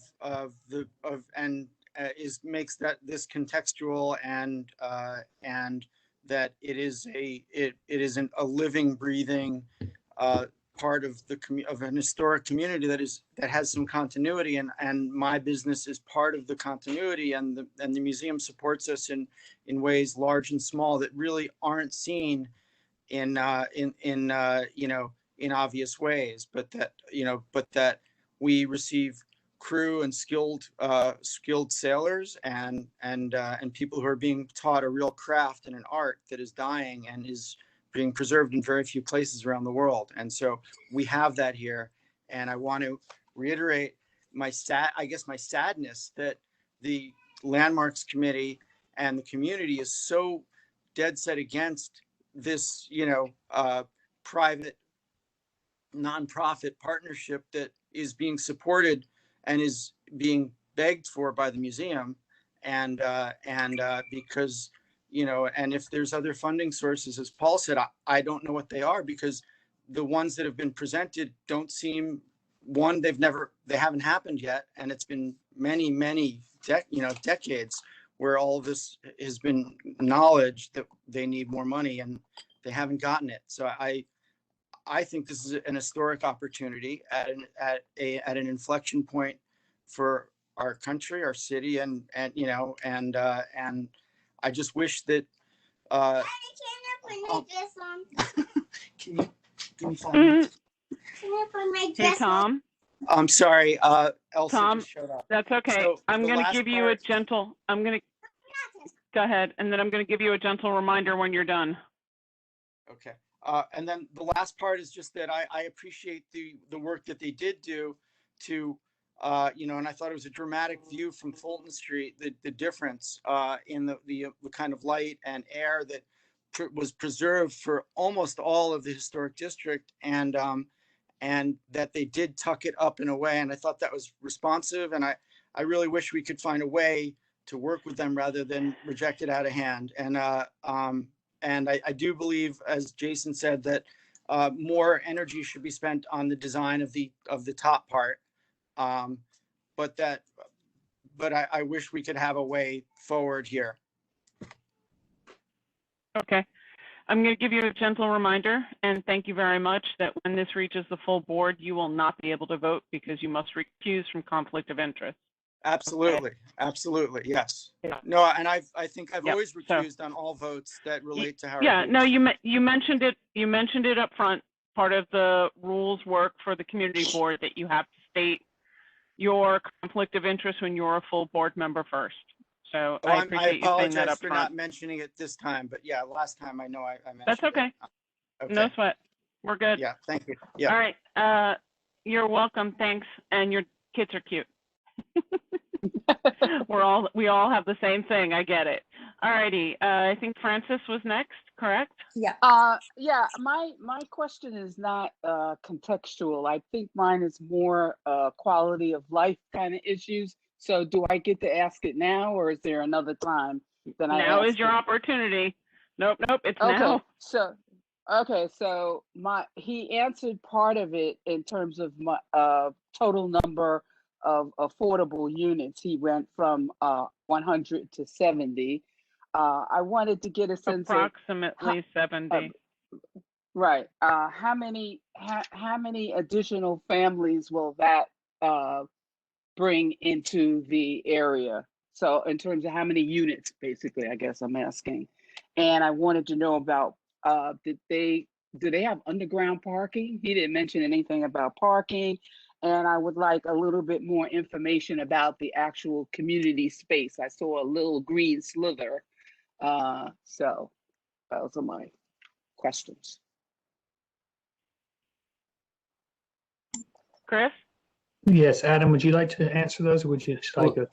I can start, and then on the affordable units, I think, unless I didn't understand your question, if you wanted us just to confirm what we stated earlier in terms of the approximately 100 units previously, which is now 70, and we don't have the exact unit mix, so I don't know but it's up to 70 families, assuming that's the number. It might go up. I think we're we're probably at a minimum of 70, I would say. But that's the Adam, answer on does that that point. mean that Adam, does that mean all the affordable housing units are family-sized units, or are some of them studios and one No, it's bedroom? it's a That's range. kind of Okay, it's a range. Yeah. So, but we So can there is get a back we can combination get within- back to you with more detail on the distribution as we go forward. But it's not set. But there'll be a range of units, and there's a minimum number of 2 bedrooms that are required under the program, which we will comply with. And you know, we're going to want to put forward the mix that makes the most sense and that serves the interests of the community. Regarding the parking, there is parking on the underground level. So there's Good, one level of Francis? parking, and the third Community question, space. the community space. Community space. Yeah. Right. Which is approximately 5,000 square feet.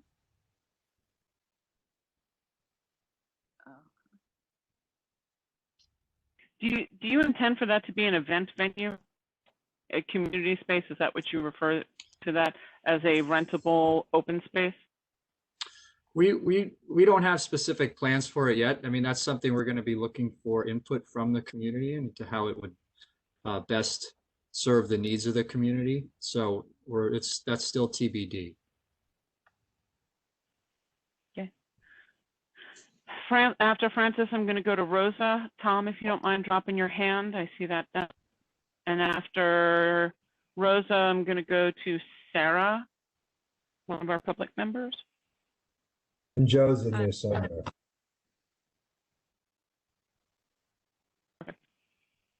Thank you. Thanks, Joe. Sorry. Hi, Rosa? Good. yep, can you hear me? Yeah. So Yes. as regards to the building envelope, in my opinion, 120-foot maximum building height is actually too tall for a full block, 100% lot coverage building. It's going to overpower all the neighboring buildings across the streets. And therefore, I actually appreciate the effort by this latest design to respond in a more contextual way by having the base height, vary and be lower than the street wall maximum. So I think that that is a good move. I also think that having some sort of a tower above this base to be able to utilize the square footage that you would otherwise have within the base makes sense as a reallocation of the square footage. However, this proposal to me is not a reallocation. It is obviously an enormous increase in the square footage that this lot would naturally yield, and is just way too tall to be appropriate for the historical context within which it sits and to which it must respond. So I understand the strategy behind why Saul wants to do this and why you need to provide this with us. And I don't know whether to come back 5 more times and get shorter every time, but there are some good moves here, and I appreciate that. But obviously it is, from what you're hearing, it is not the response that the community is looking for. But you're sort of slowly getting there, so I appreciate that. In the presentation, there were some really beautiful photographs of historic masonry in the district, but I really wasn't able to see how that translated into your project. The design doesn't have the character and detail that is woven into the neighborhood, and I would love to see that rather than something that's I'm sorry to say, but a little bland and monolithic in appearance, and doesn't seem to have the detail level that this district really shines with. And then regarding the affordable housing, obviously it's extremely segregated from the market rate housing, which to me goes counter to the whole purpose of integrating affordable housing into a market rate building. And so I would ask that you consider, if at all possible, that the affordable portions be integrated fully into the market rate portion of the project and not treated separately, and hopefully not have its own sort of separate, poor entrance and separate amenity spaces in terms of how the residents are able to experience and utilize the building, rather than and just not be integrated in any way, because just from the section that you provided, it sort of looked like that was where it was going to head. So I mean, I think that some flexibility in terms of the bulk and the utilization of the square foot makes sense, but this is just way beyond what would be acceptable to me. So that's it. Thank you, Rosa. Okay, Joe Lerner. I'll be short and sweet, no questions. First of all, the Seaport Museum and 250 Water is not a partnership. It's a guy with money handing out money to obtain a specific goal. And number two, this plan is not consistent with the zoning. And in my opinion, this is an ugly attempt to circumvent zoning regulations. It just doesn't hold. Thank you. Thank you, Joe. All right, I think that brings me to Sarah, who is my last board member to speak tonight. I don't see her here, and I can't find her in the attendees list. Oh, okay. She just joined back. Okay.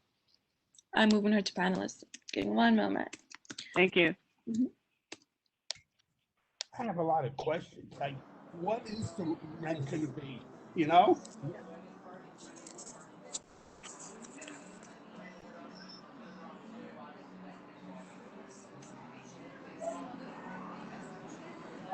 Tammy, can you hear Sarah, me? I can barely hear you, Sarah. Can you try again? Okay. Can you hear me? Is this better? It's as good as it's going to get. Go for it. Yeah, we can hear you. Go for it. Okay, great. Thank you so much for this time. I've been listening to this for quite a while now, and something keeps on coming up, the community, the community, the community. And honestly, I don't know, like when we say the community, I speak to a lot of people who lived, I'm actually here in the Seaport now, in the financial district and in the Seaport. 7 out of 10 have no opinion one way or the other. We know that the voices that we've been hearing a lot have been predominantly the people that have views, they're going there, it's about the property value. But there are other people in the community that all they care about when you talk to them about a project like this, they care about garbage, traffic, the congestion. And if these are solved, the community just wants, we want life back here. We want revitalization. We love the fact that there's going to be affordable housing.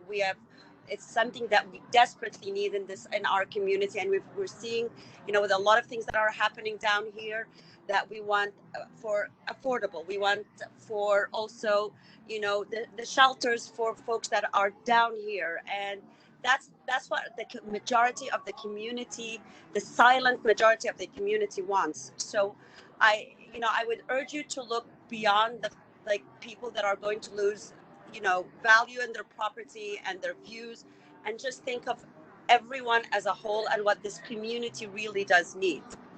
And Howard's been working with us for a while, and they've been working with the community in terms of the schools, and they've added a lot of value. If we're going to talk it from that perspective. I'm going to thank you. I got to jump in for 1 minute. We'll go to Tammy will take over. We're going to put the timer in to allow people from the public to speak, and Jen is muting. So to make this straight fair, I will call your name. You literally need to be paying attention if your hand is up and you're ready to go, and people will be muted when they are out of time. And I apologize. I don't mean to be. I'm sorry, yes, Tammy. go. I just want to point out, and I will give my opinion at the end because we have to come to a resolution, that this is the Landmarks and Preservation Committee. It doesn't mean that we're not progressive. It doesn't mean that there isn't a quality of life committee. It doesn't mean that there will be a ULURP hearing, but this happens to be a Landmarks and Preservation Committee that has to make a recommendation to the Landmarks Preservation Commission. Thanks. And Landmarks does not rule on, as Bruce has already said, affordable housing, garages, and the contextuality in the conversation is where we're going. All right, so let's start off. All right, we're going to call Chris Marte. Got it. Okay. Let's find Chris. Chris Hi, Marte. Chris? Can you hear me? We can. Thank you, Chris. Awesome. I just want to reiterate what a lot of the community board members said about this development. Even though it's so thoughtful and well designed, it's still out of the scope with the historic zoning of the area. And as Paul said, there's other ways to find revenues to save the Seaport Museum if that's the main goal of this development. I'm also concerned with the decrease in affordable housing and also the segregation of affordable housing and the possible development. So that's all I have to say, Tam. Thank you for giving me an opportunity to speak. Thank you, Chris, for going so fast. David Lewis Sheldon.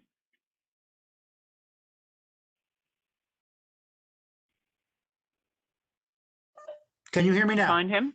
Yes, here I am. I can. You're on.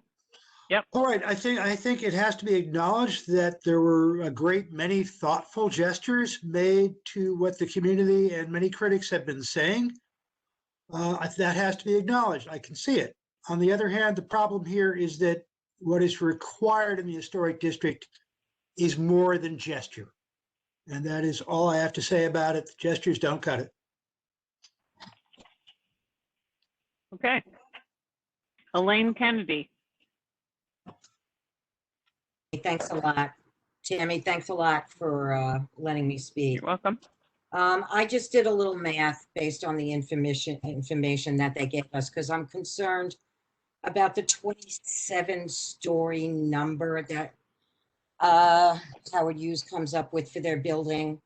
At 345 feet, 27 stories is an average of 13 foot a story.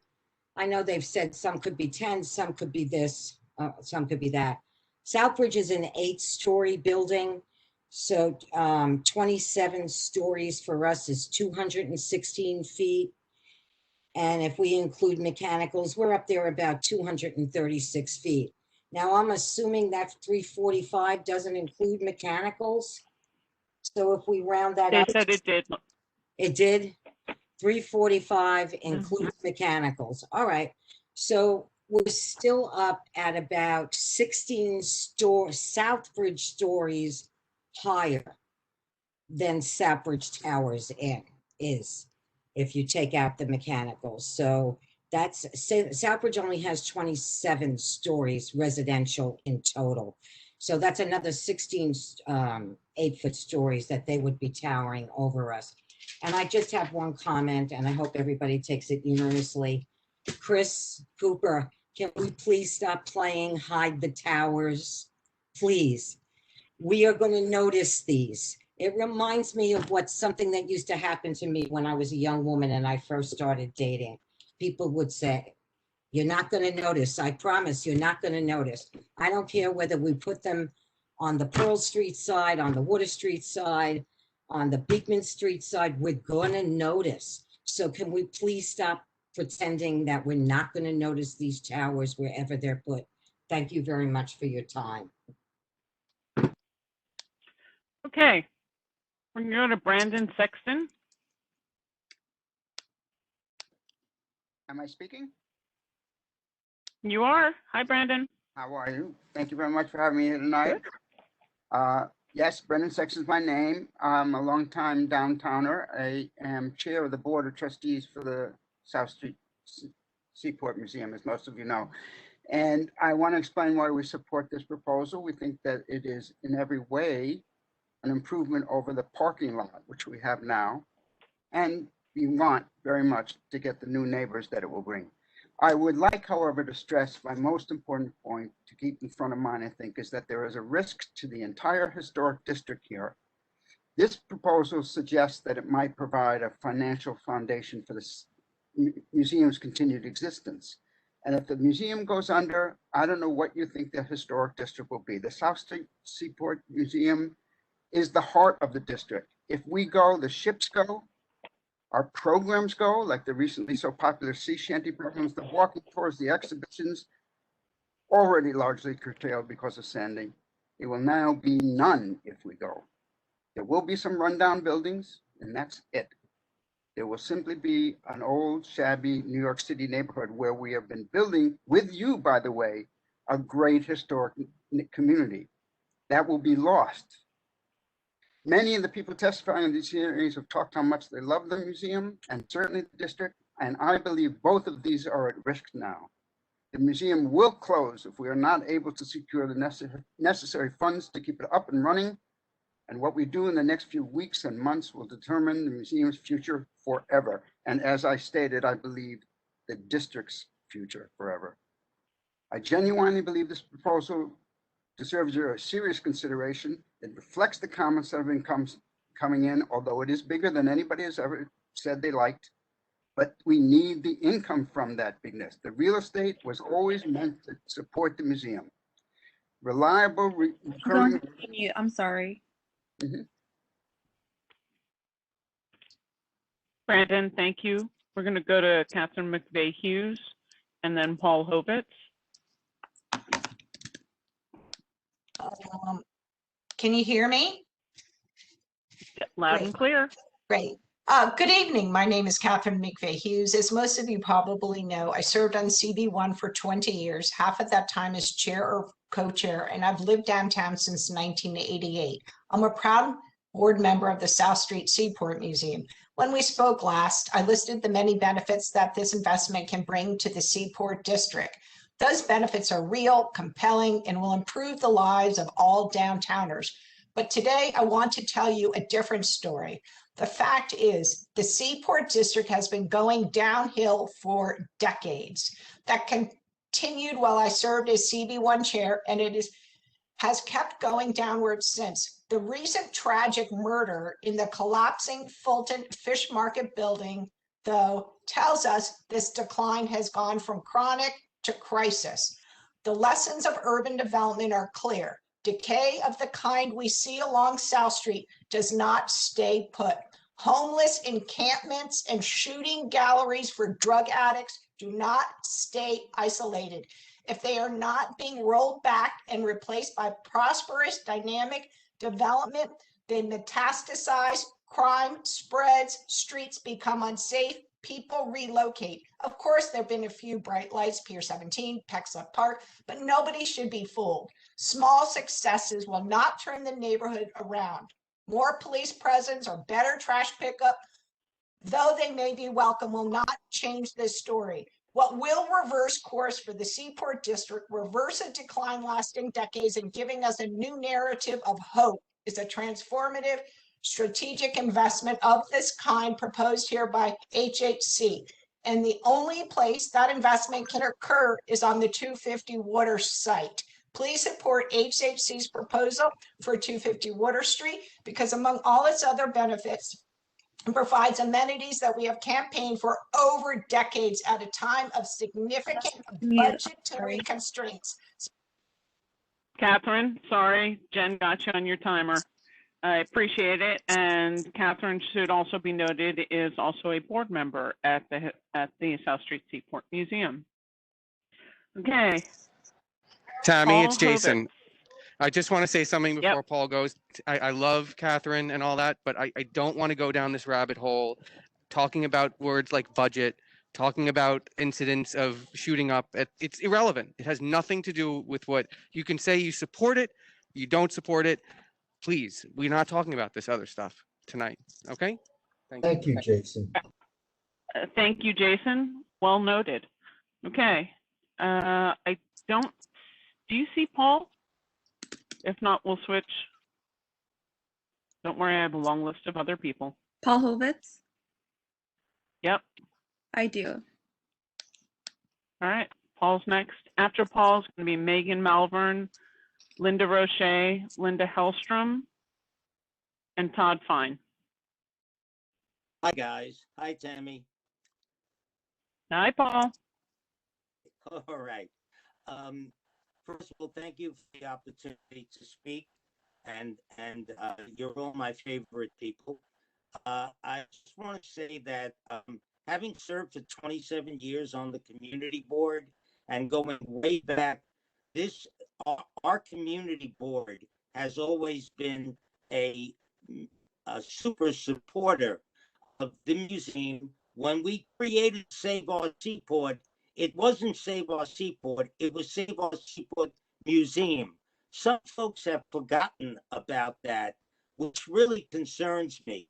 I've heard Paul Goldstein and I spent 2 years trying to get the city to allow to put historic district airspace into outside of the historic district, and we were turned down consistently.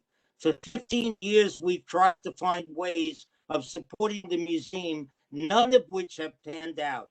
I would like Chris Marte, who is running for office, to understand that and not say that there are other ways, since we have not found one in many years, nor is the city stepping up to do it.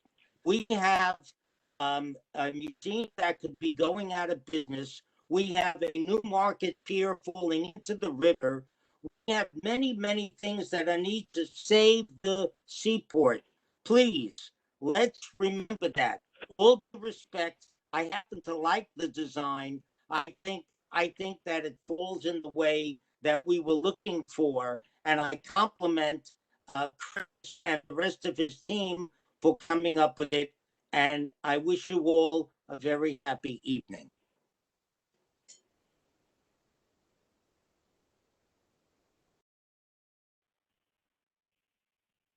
Jen, ready for the next one? Megan?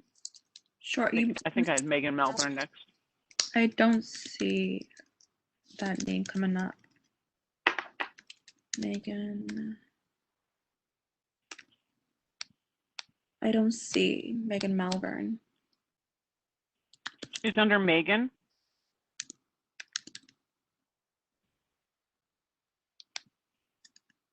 M-E-G-A-N. I see her there. She said she had to leave at 7:30. Okay, we'll go from Megan to Linda Roche. Okay. I do see Megan, but that's okay. Linda, you with us? I'm there. Gotcha.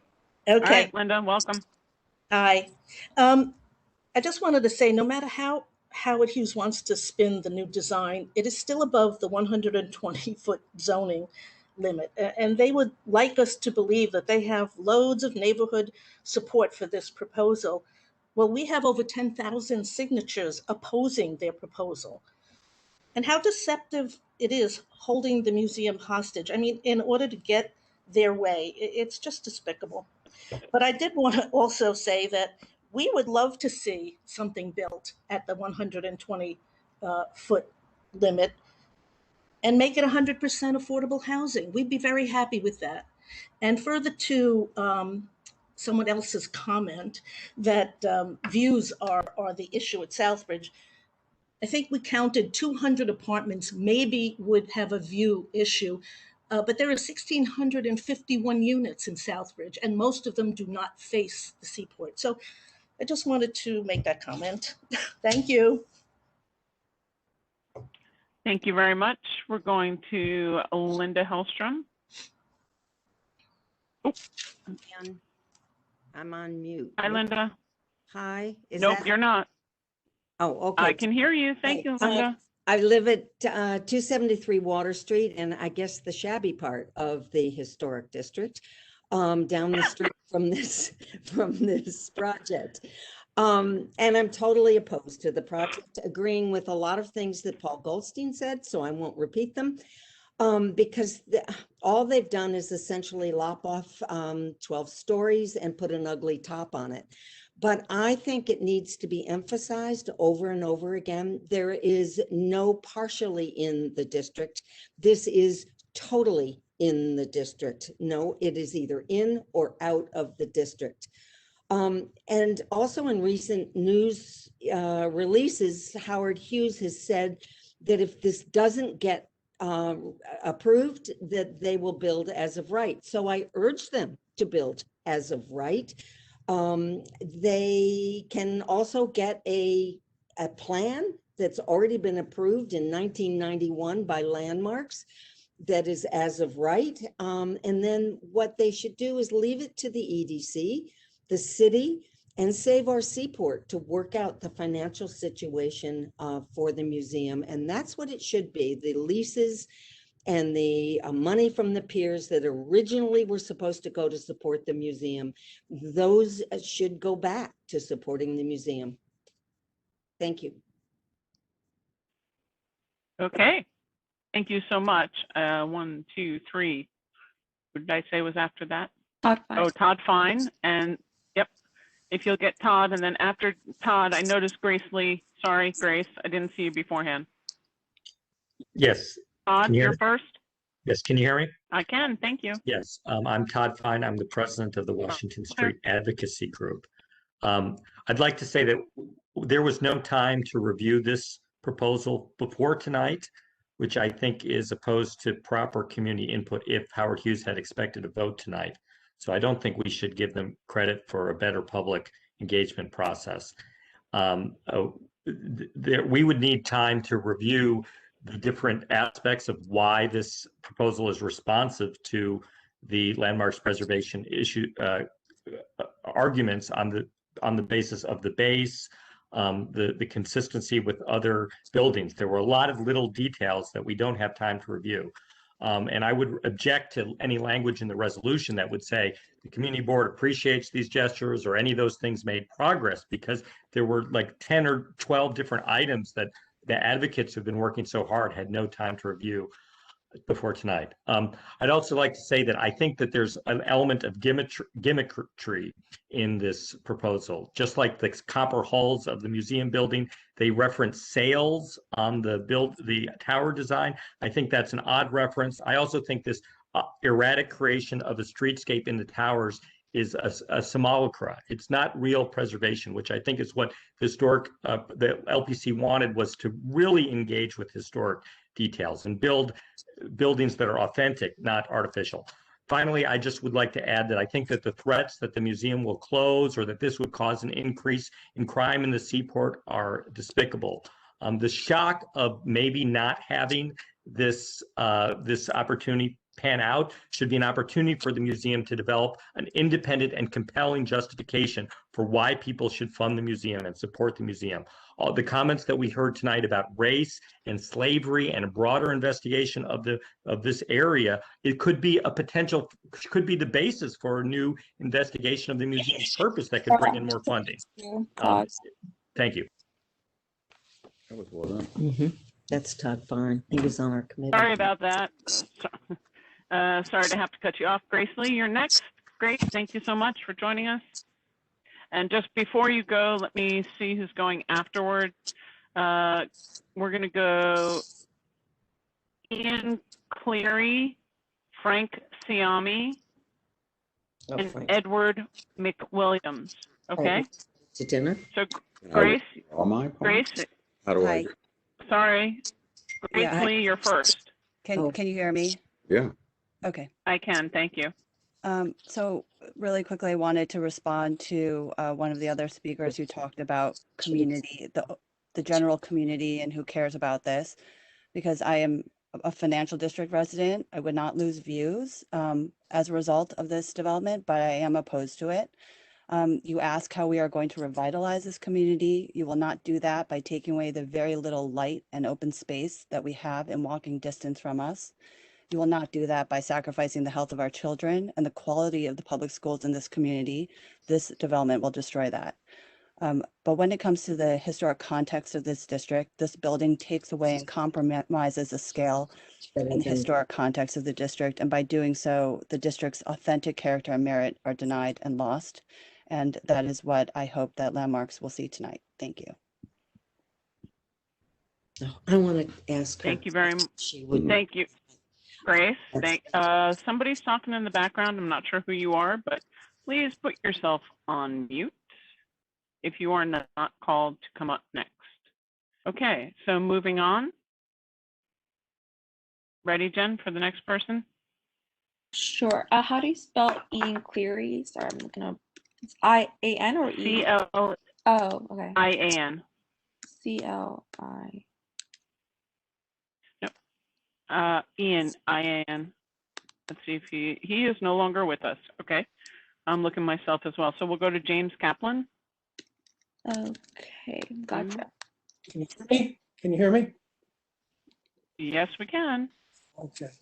Okay. My name is James Kaplan. I'm one of the founders and past president of the Lower Manhattan Historical Association. I'm also a writer for the New York's Almanac, for which I just did an article on the South Street Seaport and this controversy. It appeared on January 21st, and I've put it in the record. It seems to me that there's been a lot of comment by particularly board members about the Seaport District, the historic district, and how important is the historic district, but I didn't hear much about how important the history is. To me, as I point out in my article, the South Street Seaport Museum created this district. The district came after the South Street Seaport Museum. And the South Street Seaport Museum is, as certain speakers have said, critical to the future of the district, in my opinion, as well as Lower Manhattan. The future of Lower Manhattan, seems to me, is as a tourist economic center, more so than even the finance district. And I've spoken several times before this board about projects such as Evacuation Day, the first synagogue, and that has to be developed because that's our future.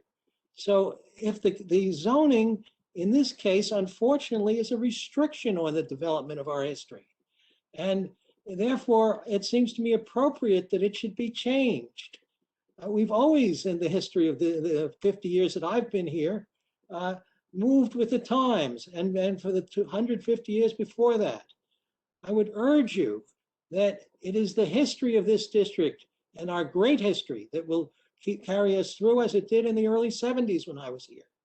And therefore, I urge you to support this project. I can also say that John Herzog, who's the founder of the Museum of American Finance, wants me to say that I speak for him as well. Thank you, Jen. All right, sorry about that. Frank Siami. And Jen, you don't need to apologize about having to mute them. We've told everybody it's 2 minutes, so you could just say, stop what say. Okay. You just say, I'm sorry, and hit the button. Are we using my 2 minutes now? Frank? Noted. We are. No, we are not. Well, right, welcome and thank you for appearing. Sure, thank you. Thank everyone for their time. I staunchly support this revised proposal. I love the Seaport, and I love the Seaport Museum. I served as chairman of the museum from 2007 to 2011. I am also a preservationist. The neighborhood will gain a building that will embrace and enhance the historic Seaport District. The architects have done a great job with the podium, which I think is the most important aspect of any building built here. It'll provide affordable housing. The Seaport Museum will finally be able to achieve financial independence. Don't dismiss the importance of this. The smaller, historically appropriate building will replace a parking lot that has been for decades a blight on the neighborhood. The vacant parking lot should never have been included in the historic district in the first place. It contains no structures, let alone structures of historic significance requiring preservation. It is at the edge of the historic district, a street lined with high buildings like Southbridge Towers and One Seaport Plaza. Tall buildings have always defined Lower Manhattan. The fact that the vacant lot was included now offers us an incredible opportunity to both strengthen the historic district and preserve a cultural institution. The market has spoken 9 times on this project. A low building is not economically viable, and this parking lot will remain a blight to the neighborhood if not approved. Howard Hughes Corporation giving the museum a second chance is important. Trust me, without the support, the very essence of the South Street Seaport District, the South Street Seaport Museum, may shutter its doors forever. Historic culture will be lost. Thank you very much, Frank. Ernest Tullerson is next. Ernest. And then after Ernest, before you are unmuted, we're going to go to Charles Chawalko, and I apologize. Stacy Shub, Adrian Sassone. So there we go. That's the next order. Good evening. Mr. Tullerson. Thank you. Welcome. Hi, my name is Ernest Tullerson. I'm on the board of the South Street Seaport Museum, and I've lived in Lower Manhattan for 40 years. My wife and I raised 2 kids here in what was originally known as New Amsterdam. As a South Street Seaport Museum trustee, eager to rebuild the museum's sources of recurring operating revenue, I have an interest in the Community Benefits Fund that would be created if and when the 250 Water Street site is ever developed. Should a viable, appropriate development proposal emerge from the landmarks preservation process and the ULURP process, the South Street Seaport Museum and affordable housing should be the primary beneficiaries of the pool of funds earmarked for community benefits. As a long-term resident of long-term Manhattan, I firmly believe that the Community Benefits Fund should finance the creation of more space for active recreation, think Battery Park City, and an implementation of a Barcelona-inspired approach to shared streets, reimagined spaces, better ways of handling garbage, and other elements of our new Amsterdam streetscape. You might wonder why I underscore the community benefits package before a committee focused on existing and future architecture. Rethinking and rationalizing the use of public space south of Chambers Street and east of Broadway is absolutely essential if we want to make the South Street Seaport Museum's existing campus and ships visible and legible. Embracing the ideas outlined in Make Way for Lower Manhattan would be a very good start. In short, the livability of our world south of Chambers and east of Broadway would be enhanced and transformed by using the Community Benefits Fund to prioritize 2 smart and worthy investments, making the South Street Seaport Museum a stronger cultural institution and building affordable housing in a neighborhood that sorely needs it. Thank you. I hope I was under the 2 minutes. Thank you so much. And we're going to move on from here. Hi, I'm Charles Chawalko. I'm a 3rd-generation resident who's called this neighborhood home for well over 20 years. I've seen it growing from the eyes of a child growing up in South Shores to now owning and being a cooperator in my own right here. And I'm presently an urban designer and researcher with a small social design studio. And I've done design charrettes and brainstorming sessions with shareholders and stakeholders on projects. And what's transpiring today is ignoring the present desires and the wishes of a community and the community board that seeks to represent our local businesses and interests. And I feel that my beliefs is shared with a lot of people that it must remain to the 120 feet of the historic district. Just because it was not supposed to be in the present historic district doesn't mean that it's not what it is today. And I remember as a child seeing all the sunlight and the sun space, and to call this parking lot unsightly is ignoring the fact that it provides so much sunlight, and to allow something else to be built here that's either low dense marketplace, a space for open space to provide for maritime tradescraft, or even a senior center or park. There's just other ways to co-produce, cohabitate, and cooperate with the neighborhood, and Howard Hughes Corporation should do more of that. Thank you. Thank you so much. Moving on.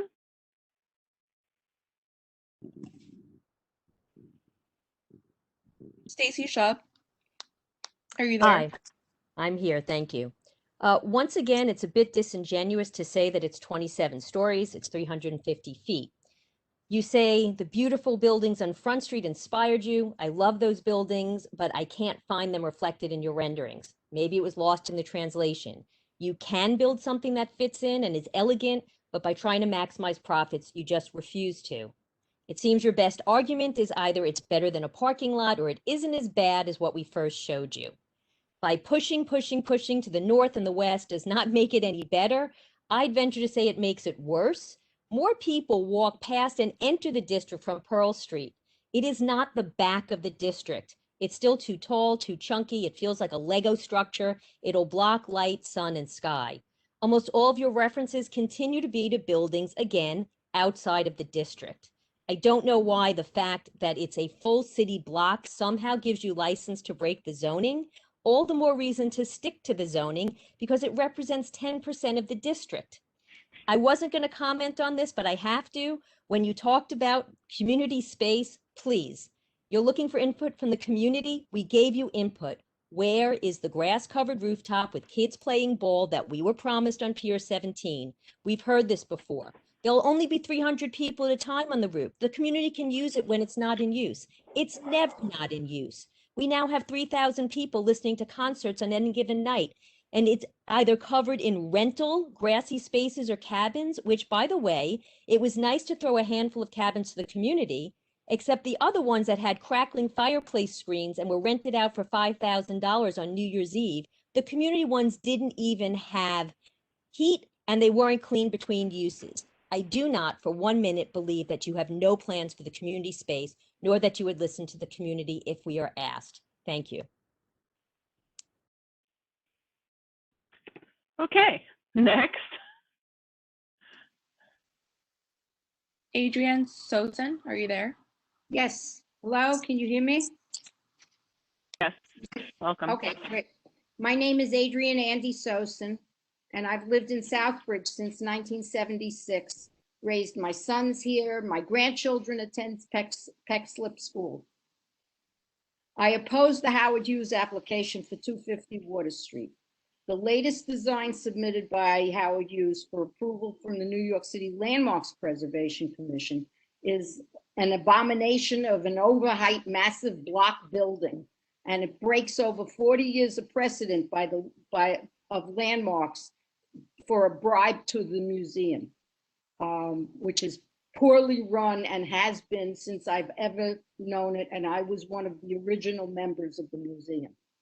I am also concerned about the brownfield remediation, the construction dirt and noise, and protecting the neighborhood resiliency in the basements of the surrounding landmarked buildings and the modern buildings, including Southbridge, and the elimination of sunlight and air all over by this awful building plan. Please oppose it, I implore you. Thank you. Thank you very much.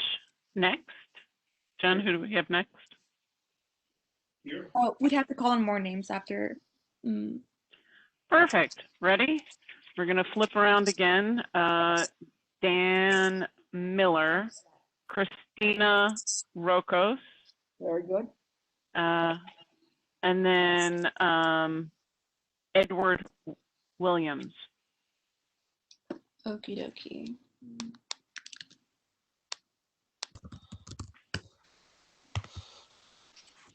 Hello, can you hear me? I can, welcome. Great, thank you. I just wanted to urge the commission to approve this proposal. Quite honestly, I think that it fits brilliantly into the context of the historic district and will be a real addition to the neighborhood. The architectural design is incredibly thoughtful.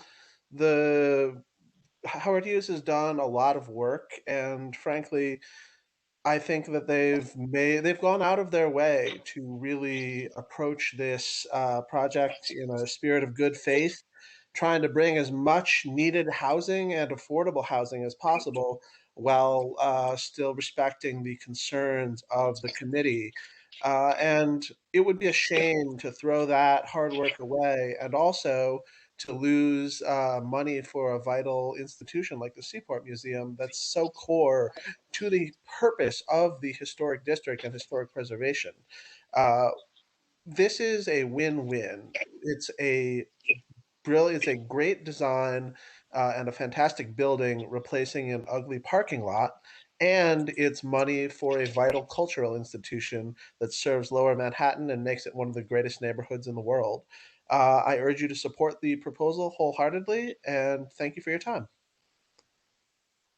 Thanks. And Dan, just because I know you're from Open New York from the sign in, and you have several other people who have also signed in from Open New York, I'm going to use you as representative of the group that you have signed in with, please. So I appreciate the time. Thank you very much. Next person. You're welcome. Next person. Jen? Christina Rocos, are you there? Yes.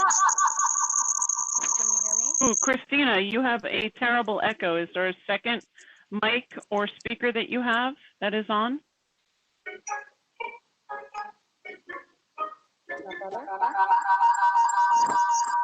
No.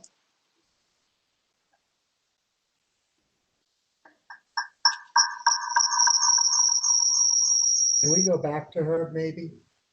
Yeah, I'm happy to come back to you if you can fix that, please. Thank you. You're welcome. Jen, keep going.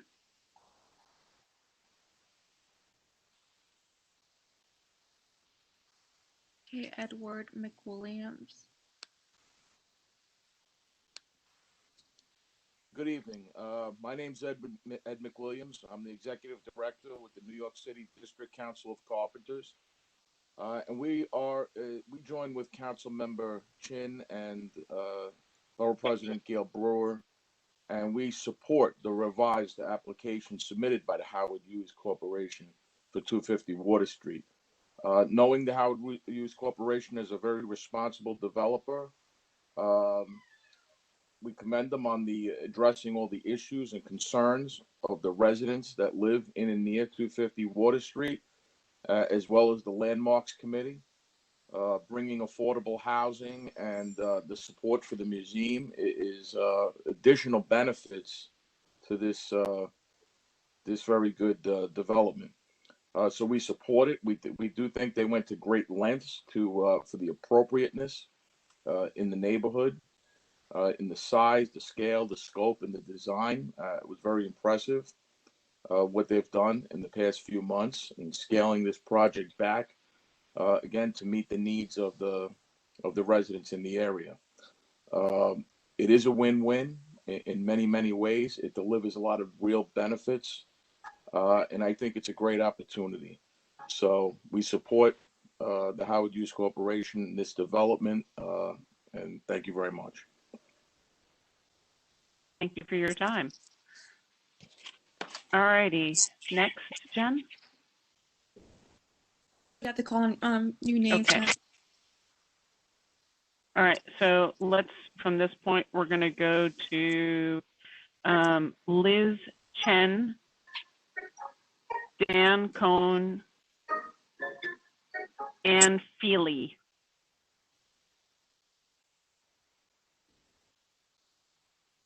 So Rose connected with the Allisons.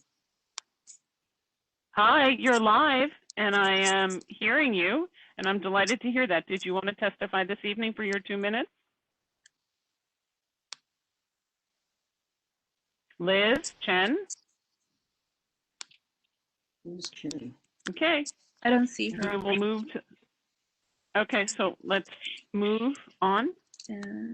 Daniel Cohen? Hi, can you hear me? I can, thank you so much. Hi, I'd like to talk about this development in the context of Lower Manhattan's rich history. One part of that history occurred in the 1950s when my great uncle Arthur Cohen invested in Manhattan real estate. Particularly relevant to this development is a building he invested in at 256 East 10th Street, which is within walking distance of the 250 Water Street. My family still receives rent money from this investment, and up until now, the Landmarks Preservation Law has protected speculators like us from competition and allowed us to charge extremely high rents to hardworking New Yorkers. Now, to connect this to the historic context, historically, 250 Water Street has been a parking lot, which means that it hasn't been competing against my family's buildings, which allows us to charge marginally higher rent. We can charge these high rents thanks to a historically severe housing shortage caused in part by this very commission. The shortage we profit from is partially thanks to the wonderful Landmarks Commission, which has preserved the historic character of many lots which might otherwise have competed against us. However, if the city were to legalize housing on this lot, then in order to compete with this newer, fancier, non-historic building, we might have to lower our rent slightly. Wouldn't that be terrible? I am grateful that 2 months ago, this commission sided with speculators like my great uncle Arthur by forcing the developers to reduce the amount of housing. This reduction means less competition, but it's still competition, which we don't want. We don't want any new competition at all, so that we can charge as high rents as possible to hard-working New Yorkers. Please block this development. Let us speculators make more money off of tenants by protecting us from competition. Please oppose 250 Water Street so that nearby older buildings, like the one my family profits from at 256 East 10th Street, will continue to command high rents. We profit from the historic character of the housing shortage. Please don't let that change. Thank you. Interesting. Ann Feely and Bill or William Thomas, please. Nope, Bill, I apologize. Your company's already gone. Ann Feely? Yep, I'm here. Everyone can hear me okay? Yes, thank you. Thank you. So I live on Pearl Street, and I was a bit, I guess, upset to hear that, you know, it's okay to consider Pearl Street not in the district. The Landmarks Committee, as I understand it, this subcommittee of the Community Board, as well as the Preservation Committee, the remit of both committees is to protect the district. And protecting the district means adhering to the height restrictions and the size and look of the buildings. And I would ask the committee to focus on that when they look at this proposal. Thank you. Thank you. Okay, we're going to go to Timothy Burke. And from Timothy Burke, I'm going to go to Scott Dwyer. Timothy? Thank you. I strongly support this revised proposal. I'm extremely disappointed that we already lost 30 affordable units and 90 total units at a time when the city is facing one of the worst housing crises in its history. The city needs housing, not an aesthetic debate on neighborhood character. Another open New York character. But since this is how things are happening in the city, there are wonderful revisions to the proposal that everyone must love, such as proportions, metalwork, painted panels, streetscape, detailing in relationship to neighbors, appropriate scale and texture, street wall, and something about lentils. It is abundantly clear where the committee stands when they allow plenty of committee discussion on traffic congestion and parking, but immediately interrupt the speaker talking about racial equity in the area. Okay, thank you, sir. Scott, he was early. Scott Dwyer. Thank you. I'm the director for Sons of the Revolution, the City of New York, a 501c3 not-for-profit which maintains another historic Lower Manhattan institution, Francis Tavern Museum, which occupies 5 historic buildings in the Francis Tavern Block Historic District in Lower Manhattan. Our organization is very familiar with the substantial costs of maintaining historic buildings and keeping them accessible to future and current generations of New Yorkers. This is an extremely difficult time for small cultural institutions in Lower Manhattan. The 250 Water Street development will provide critical funding for South Street Seaport Museum. Absent this funding, there can be no assurance that the Seaport's historic buildings will be appropriately preserved. More importantly, we believe the recent redesign of the proposed 250 Water Street development complements the historic buildings in the South Street Seaport Historic District and will be a welcome and appropriate addition to the area. Accordingly, we urge approval of the proposal to build the 250 Water Street project. Thank you. Thank you so much for your time. And we're going to go back to Christina Rocos, who has her audio fixed. I hope so. Oh. Can you hear me? Not so. Christina, do you have 2 audio inputs on? Do you have a phone or 2 computers? You're getting an echo. Well, okay. Oh, she does sound better now. Okay, should I go ahead? Now you're good. Okay. Thank you very much. Landmark's decisions should be made in a holistic fashion with consideration given both to necessary protections from unchecked development as well as each neighborhood's needs for investment and change. If ever we were living in a time calling for investment and change, it is right now. Anyone putting in the time to attend these hearings and follow the 250 Water Street saga is doing so out of love for the neighborhood. Like many of us, I've come to know and appreciate the folks at Howard Hughes through various interactions over the years. These are not some nameless, faceless corporate entity types seeking to rip our beautiful neighborhood apart. They've helped this district survive and even thrive despite the many challenges we've faced downtown in the past decade. The revised proposal they've set forth strikes the ideal balance between the development this neighborhood so desperately needs and a thoughtfulness of design. It's fascinating to hear how much subjectivity goes into all of this. Like, oh, I don't, you know, I like the previous design better and all this kind of stuff. It's just, it's mind-boggling. Unlike the sad parking lot currently at 250 Water Street, the proposed uses of the site will become a cherished part of our seaport for generations to come of future New Yorkers. Thank you so much.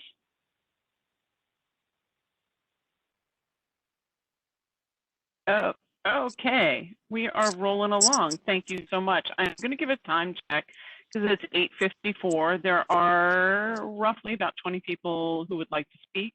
I'm going to start to cut it down a little bit more in 5 minutes so that the committee can deliberate. So I'm going to go to Emily. Let's go to Joanne Gordon. And then Emily Hellstrom, and then we're going to go to, I'll pick two others after that, okay? Can you hear me? Yes, welcome. Yes, hi. Hello? Can you hear me? Yes, please speak. Yes, I can. Thank you. I object to all these presentations so far for basically dismissing the importance of Pearl Street to the historic district. Pearl Street is and has been since the 1600s the north-south corridor from which the seaport grew to the east.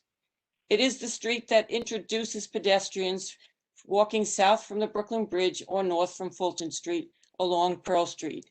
Any outside building here, and Howard Hughes' current presentation is certainly one of them, destroys and confuses this boundary. And as far as the pedestrian experience, all you have to do is stand next to 199 Water, One Seaport Plaza, versus standing on one of the small buildings next to Schermerhorn Row to get a feel for the difference between what one size does versus another. This particular building is still way out of scale for the location. Thank you. Thank you. Emily, you're next. Hi, can you hear me? I can, thank you. Great. Thanks so much for having this meeting this evening. We know how hard you guys work. I just want to say that I am absolutely opposed to this building. It is way too big. It will cast shadows over the entire district. And it will also, no one has spoken about the historic Brooklyn Bridge. It will absolutely block views of the historic Brooklyn Bridge. There is a community plan that is available that absolutely would provide affordable housing based on the sale of city-owned air rights. Those are air rights that we, the people, own. They should be on the open market, and we should absolutely be putting them in receiving sites just next door so that they are in the district. And of course, those would have the mandatory inclusionary housing and potentially even more benefits. The fact is, Howard Hughes bought this land knowing that it was within the historic district. The previous owner, Milstein's, paid something like $5.6 million. They could have absolutely built 12 stories and made a tidy profit. They were greedy, and then they actually did make money because they sold this land to Howard Hughes for $180 million. Just because they overpaid for this lot does not mean that we have to have this rammed down our throats. The fact is, build to the allowable amount. Let's work on saving the museum by looking into the EDC and how they have been taking money out of this district for decades. It is not fair to the public. Let's keep our open spaces and public spaces public. Thank you. Okay, I think we'll go to, I think Sarah McNally from McNally Jackson Books. We know, I think, what you would say if you don't mind, because you are one of the tenants in the South Street Seaport. I will go to someone who is not. I hope you don't mind that, and I believe you spoke last time. So let's go to Maria Ho-Bergy. For museums, there's money for the National Endowment of the Arts or whatever. Yeah, can you hear me? Hi, I can, loud and clear.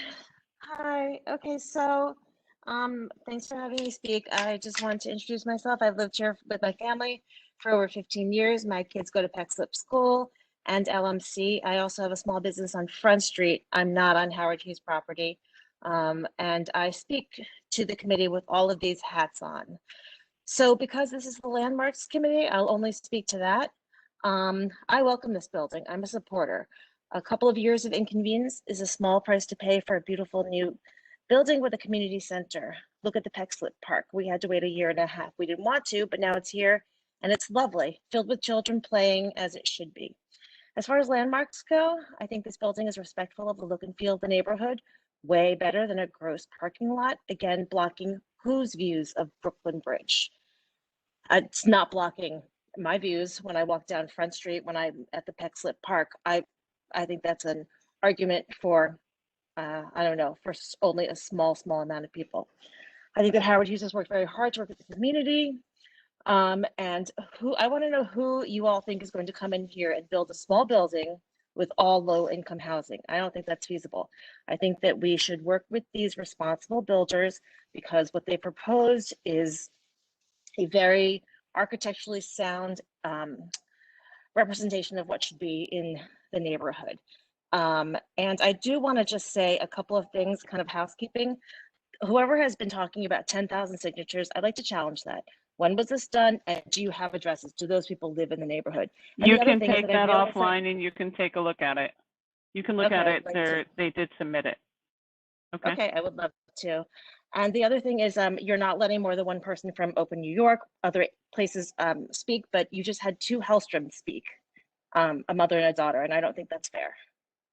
They share the same opinion. Let me ask you this, what time, these are all volunteers, what time would you like this meeting to end in? Why did you have 2 people from the same family? I'll jump in here because I have. Hold on. No. I'll take that, and I have no troubles.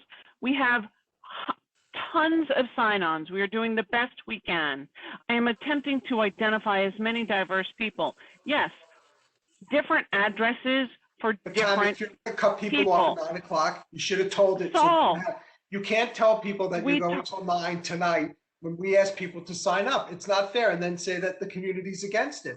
It's just not right. If you planned on stopping at 9, you should have I've been told us going back and forth very well. You know what's fair. There are people on both sides of this argument that are not going to get to speak tonight. I understand. Okay? I have recognized as many people, and everyone has had 2 minutes. I'm not denying that. All I'm saying, Tammy, is you can't say the community's against it without letting people speak. I didn't say that, Well, Saul. Sarah, who's a merchant, has waited for 3 hours, Tammy, on the phone to speak, and you just say you know what she's going to say. I knew what Emily Holstrom was going to say too. So let's just be fair, is all I'm asking. So I'll be happy to, but I was going to recognize somebody else for the other side as well. Going back I understand. and forth. That's how I've been going. And I agree. She was here, Saul. She was here before. I'm trying to find names of people who have not spoken on your behalf in any of the 4 other meetings that have come up.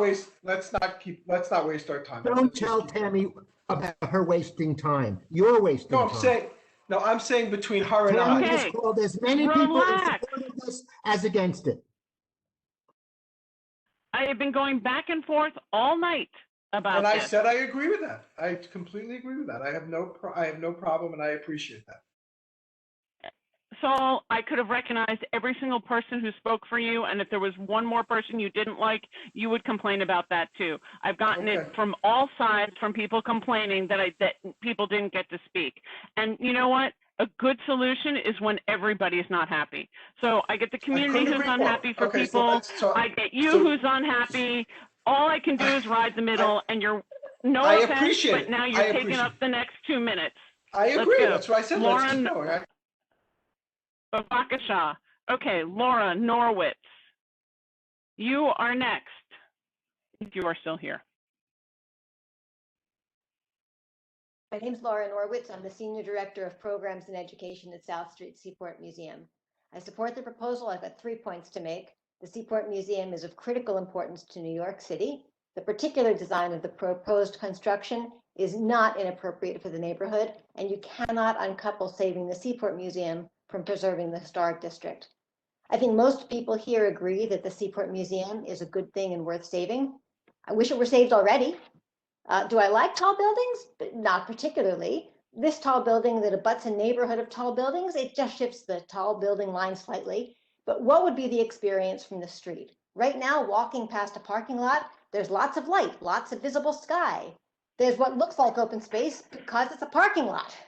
What will take away from that sky is any structure that is like 4 or 5 stories tall. From the street, it's not a tower or tall building that blocks the sight lines. It's the bottom few floors, anything that's not set back.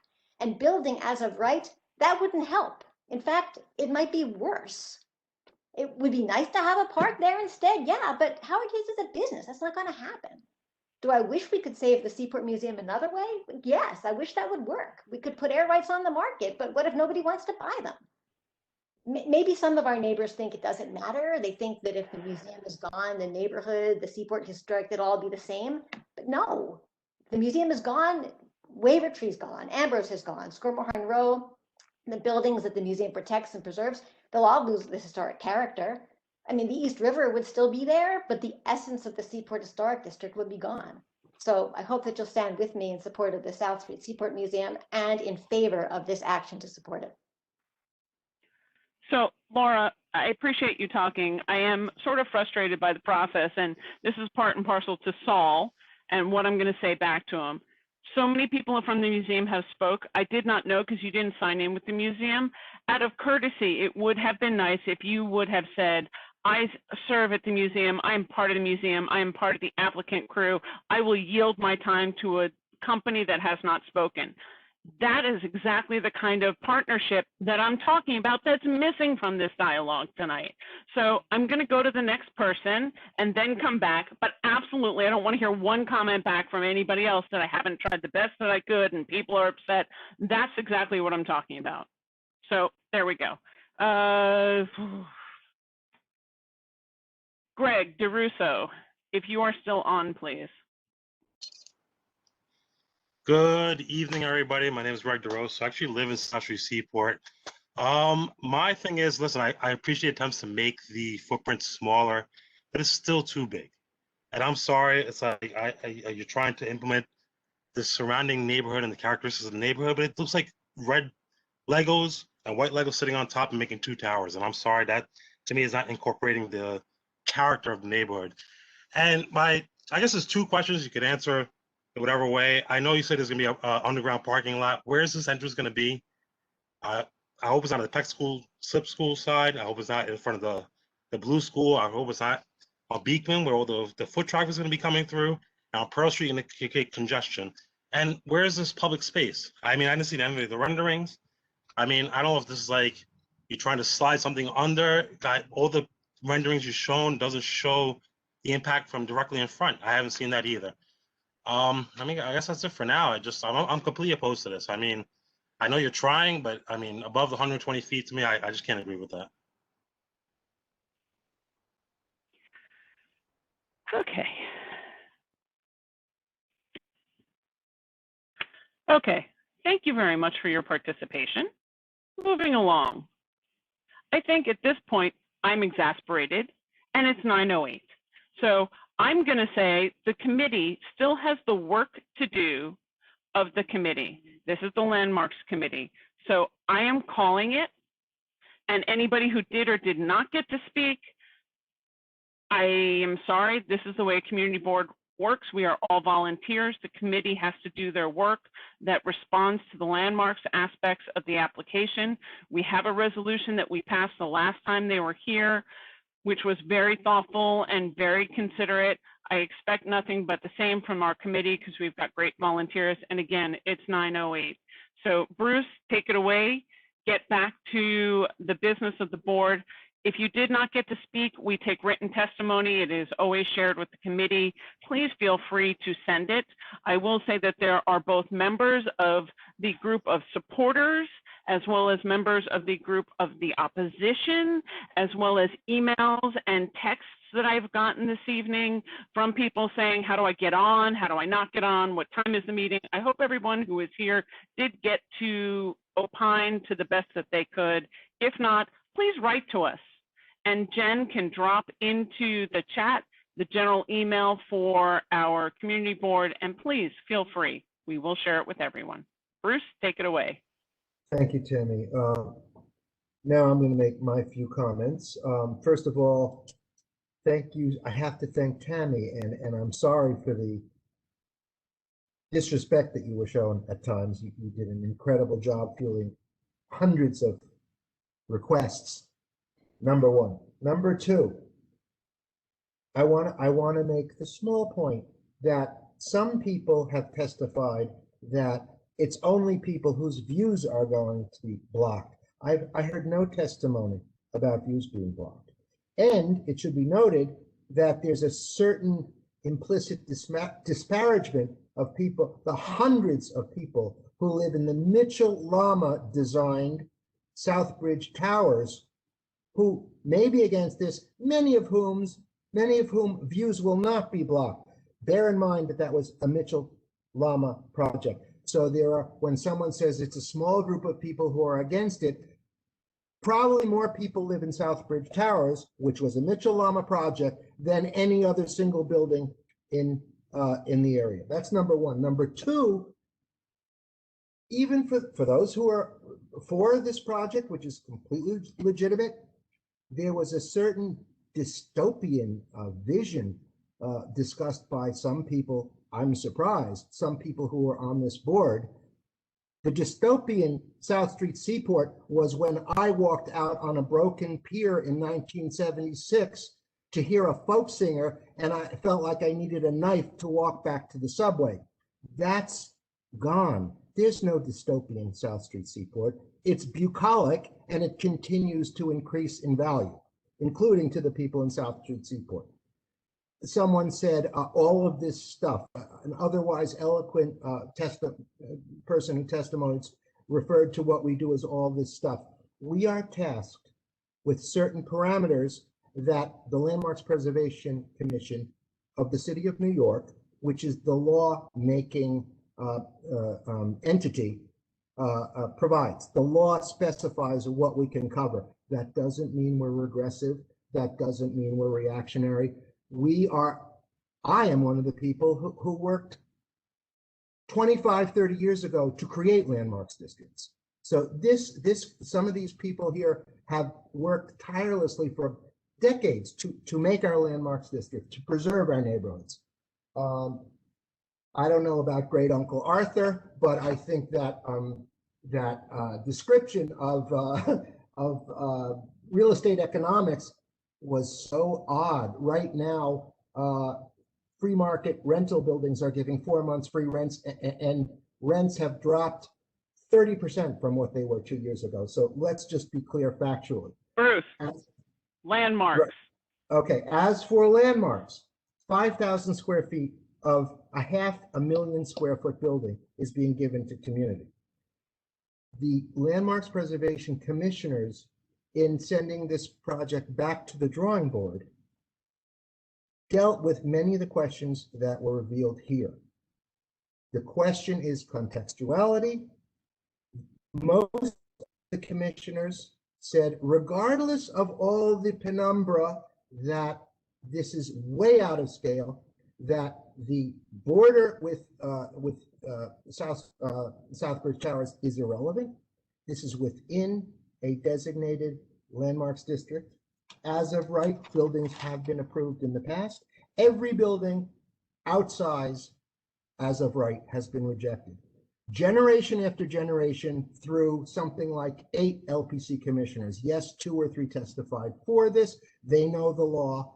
The other silent 8, either dead or not present, rejected such issues. The linkage between the Seaport Museum and the building is a red herring. It's just not. And most of the commissioners spoke to this. It's not part of the consideration for this purpose. Maybe ULURP, maybe the city council, but not LPC. That's all I have to say.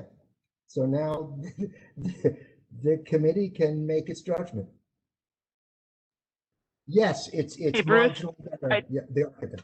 Yes. Bruce, can you? There's one thing you can easily kick off, and which we should put into a comment, because there are 2 resolutions. The one for the John Street, which, you know, you guys can think what you want to say, what you're going to say, but we should at least comment on it. It's not a major change, but it was an improvement that was requested by LPC, so that should be appreciated and thanked. Thank you. And noted. And then it's fine now. Right, and then make sure that what Rosa was talking about in the conversation about the bottom buildings included. It was in the first resolution. It was part of the discussion and dialogue, and some people commented on and all the rest of it that goes with it. I believe Vicky had some input on that, and somebody talked about the bricks, and I can't remember who because it's been really long, and I apologize, but get for it. I think that the podium is an improvement. So we can say that the podium design is an improvement in many respects. Some of the committee members were talking about details of it that could have been better. I will reiterate, I think it's better than the prior proposal. I think the tower, I have to agree with Jason and others who spoke to it. I don't think it's very articulate.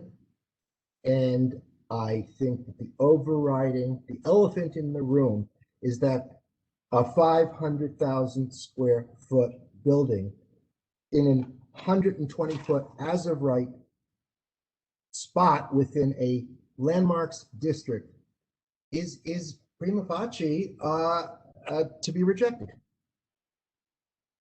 That's my proposal. We will laud the podium changes and stick with what the Landmarks Preservation Commissioners said and what we voted on, that the scale is completely out of hand. And that the linkage with the South Street Seaport Museum financially is a red herring. It's not in our purview. That's my opinion. By the way, I do want to add that we showed Saul and the Howard Hughes Corporation, I think, great respect in reviewing the tin building and reviewing the blockhouse, two applications for which we were very appreciative. I think we might want to take a vote. By the way, Bruce, Jason, can you chime in here, yep. Jason? Oh, I just wanted to say something. It's a little bit, I hope it's enough on topic. I live across the street, in case anybody doesn't know that, in a beautiful building. I always thought that there would be something built on this lot when I first moved in. And but lately, people in my building are just really, really concerned about the impact of whatever work is going to happen on this lot, big, small, whatever. You know, our buildings are from, one of them is from, in fact, the late 18th century. Everything here is built on landfill. We feel the garbage trucks when they roll down Pearl Street. And I just wanted to get out there, you know, we're just extremely concerned over here about the destruction of our very old buildings, which are no more than 40 feet away from this lot. And I hope that no matter what direction, whatever developer goes in on this lot, that a special care at the expense of the developer is taken to preserve the historic buildings that have very, very shallow foundations across the street, such that the damage does not happen, that everybody is fearing every day, and I hear it from multiple condominium owners in our building. So otherwise, everything's been said. I don't know how we'll write this resolution exactly, Bruce. I don't know. Maybe we can just riff on the original one that Paul did, and maybe narrow it down a little bit. It doesn't have to be so long because the points have been already kind of written into testimony. And I think we can't really write an approval kind of resolution on something like this. Do we have to explicitly say what we're going to write now, or can we do that off camera? We don't have to say, I just got a big blank on my screen. I'm sorry if it's not coming through. We don't have to say, we don't have to write the resolution here. And I do want to point out that the last resolution, which was comprehensive but not overwhelming, was written with the contributions of you and Tammy and Paul and me. So there was a lot of oversight. And I think that is the basic framework for our next resolution. I would propose, and we can discuss it, that we note that the podium is an architectural improvement, that we do not oppose the redesign of the Seaport Museum extension, and for all the reasons that we stated previously, we reject a over 500,000 square foot building on this site. That's my suggestion. That's what I hear. So Bruce, do you want to put any other context? Do you want to put any other context in the lower parts that were given from anybody else? I mean, we have the notes. Oh, sorry. Are you asking me or ask other members? Me? You. Yeah, I think we could. I do think that the podium is more contextual. I think it's better thought out. Yes, the setback on one side does make it work better in conjunction with the historic buildings across the street. I think the view corridor is somewhat improved, but it can't be broken out. That is what we can say, and we will use the comparison of the two, the previous and the present renderings to make that point. I mean, we can go on with there's additional detail. Again, the setbacks, the fact that the street wall is variegated, which is not always desirable, but in this case is more appropriate for this district, especially given what's across the street, the older buildings. That's what I would say about the podium. Some people think the podium is still too big, that the whole building, the podium takes up the as of right of the entire space, which also should be noted.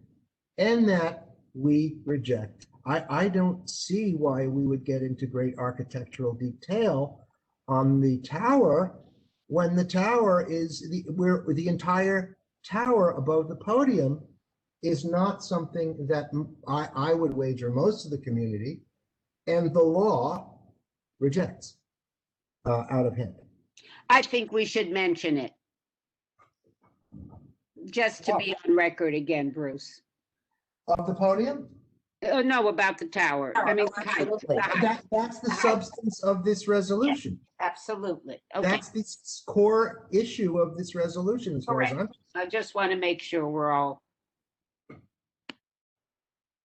I don't know how much clearer I can be, and Jason too, Alice. I mean, we heard the testimony. I was completely open to what I was going to hear, and I even think that pushing the massing back hurts Pearl Street, but works better for the South Street Seaport Historic District. It does. That's not to say that a 27-story, 325-foot building in a as of right 120-foot building makes any sense. It's obviously contradictory to the present law, a law which we had so much to do with implementing, from the zoning to the landmarking. That's what else? What else? We can refer to the prior resolution, which was, I think, well thought out, and was certainly not only looked at favorably by the LPC, but quoted as a guide, while adding that we approve of the new South Street Seaport bulkhead redesign and that we appreciate the podium revision. But please, if anyone else, I don't know what else to add. I think you covered it. We'll make the point as we did last time, and as most of the LPC commissioners did, that there are peripheral quality of life and community issues, and there are landmark issues, and we're dealing with landmark issues. And I don't have to reiterate what landmark issues include and don't include. Bruce, I'm not a committee member. Can I add something to this? Well, you are a community board member. Yes, but not a committee member. I just think we should say this is out of scale. It does not hold up to the zoning law. We appreciate their effort, but it's no good.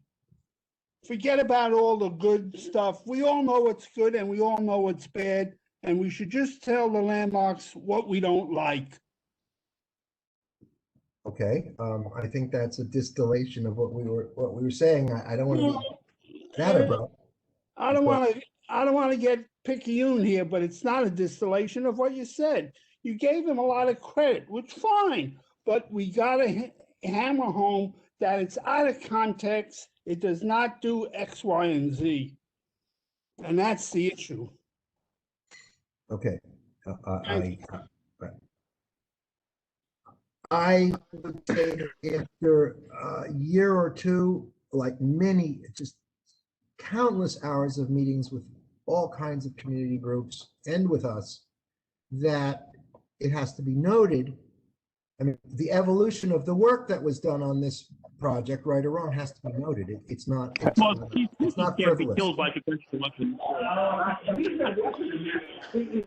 I agree, Bruce. I do want to say, I don't know if anyone's looked. Tammy, can we like disable chatting in the future? Because I'm reading these, catching up on these chats, and there's some very nasty speaking going on, and it's just, is there a way to not have that go on just in the future? Sorry, where are you seeing this? I'm in chat. If you look at the Q&A, I mean, it's just people like talking. Yeah, the Q&A was not supposed to be open. Yeah, we should not ever have it open, because it's just like, if you can't take a criticism, then you're in the wrong, you're in the wrong public meeting.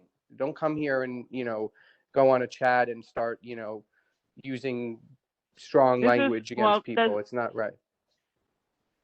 Exactly. Anyway. And this is actually why for almost every meeting, I'm surprised it was open, and I apologize, because it's not supposed to be. We don't take it because people could not be polite, and people feel that they can say things that you wouldn't normally say to someone's face. When we all become back in person in the fall, let's see,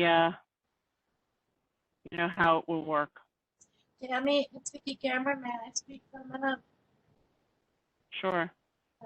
So I just wanted to bring up a small reality.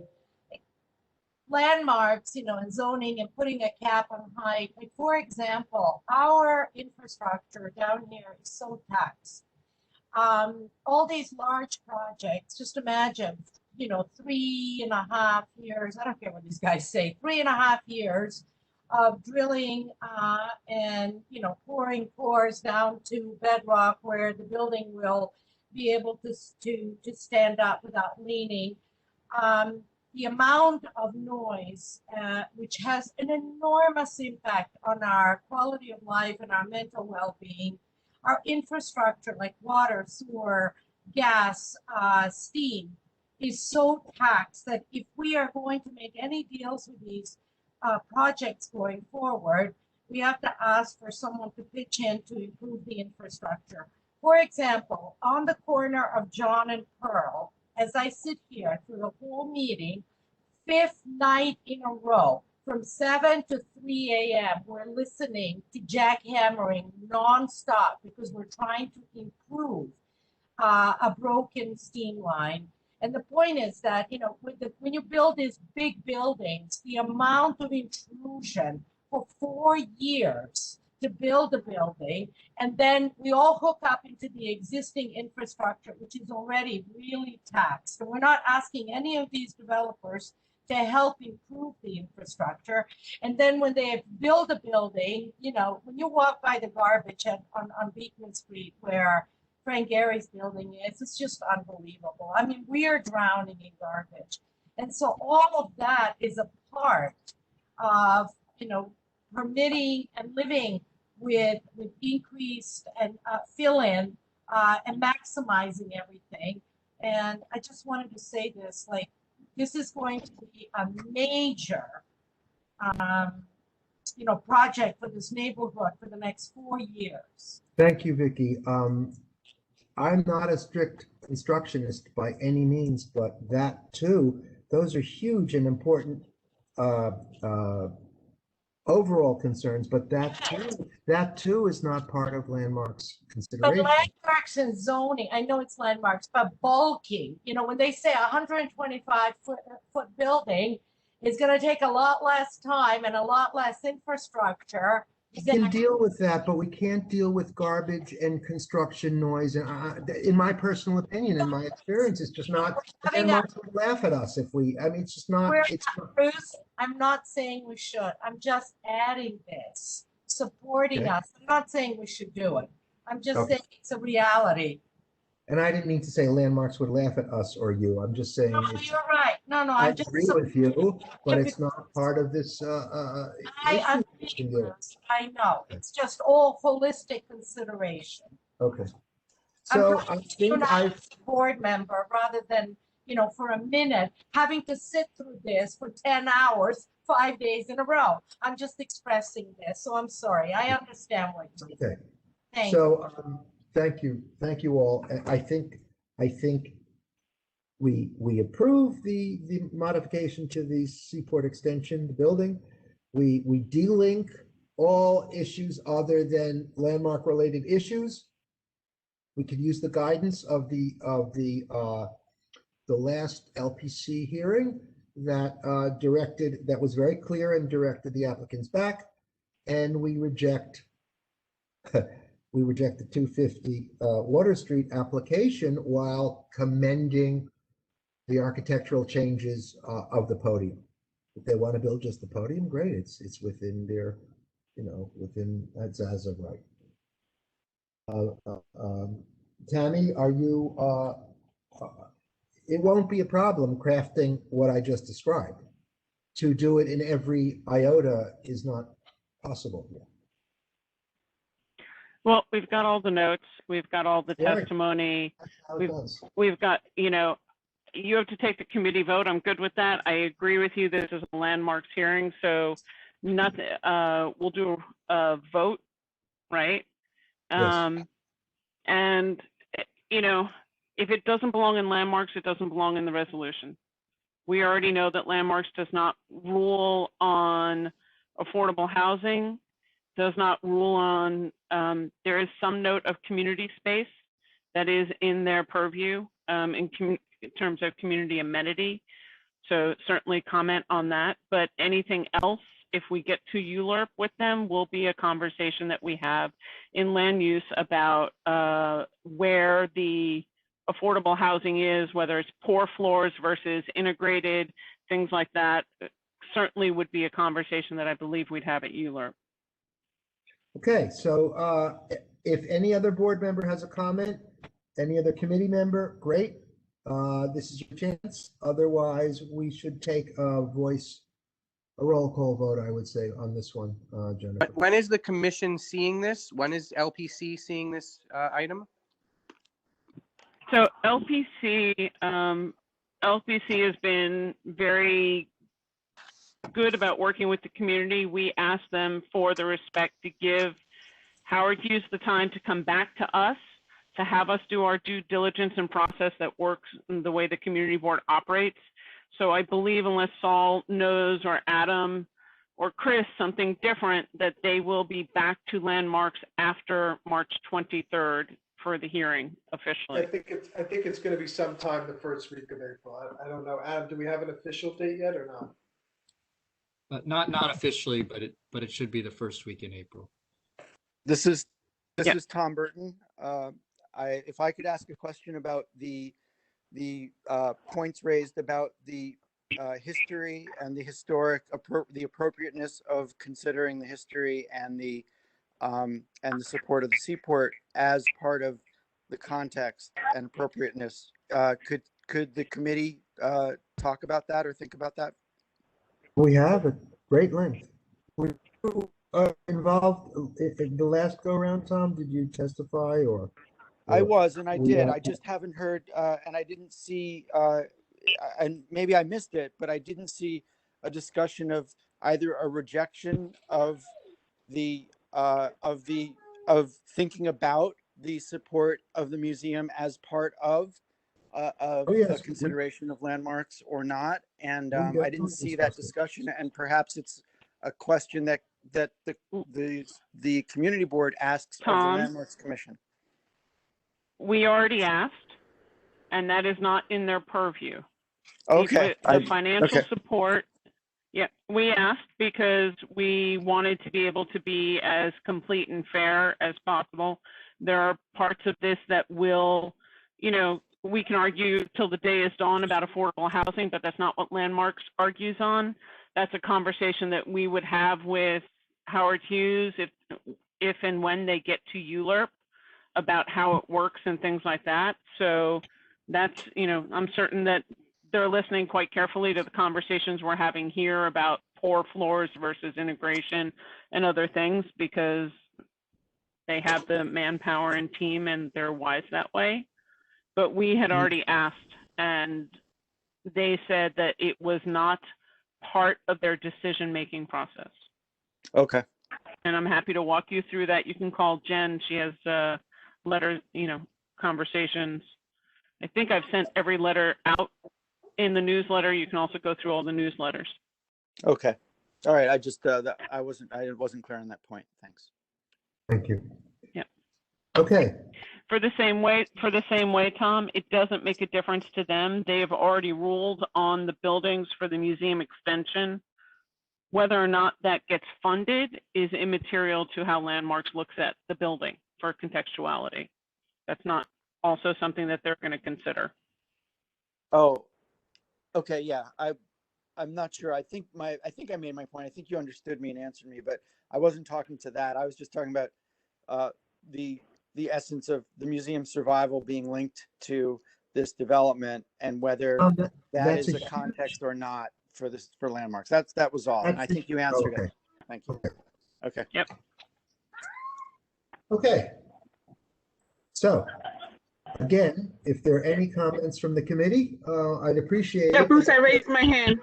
I'm sorry, I can't see, Mariam. I'm so sorry, I can't see the hand raised screen. So go ahead. No worries, dear.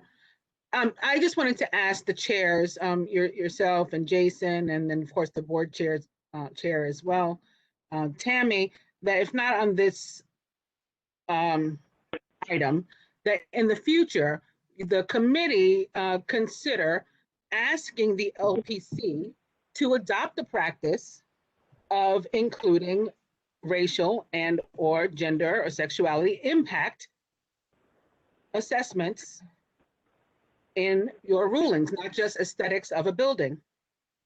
Otherwise, the process, the procedure, the protocols are systemically racist. I will let Tammy answer for herself. I just want to respond to the extent that I'm Landmarks chair, however short or long that may be. I do think, Mariana, we can literally put that on as an item, an agenda item at our next meeting, and I would like you to be there. I would greatly appreciate it, and I would definitely attend. Thank you. Thank you. I don't see any other hands raised.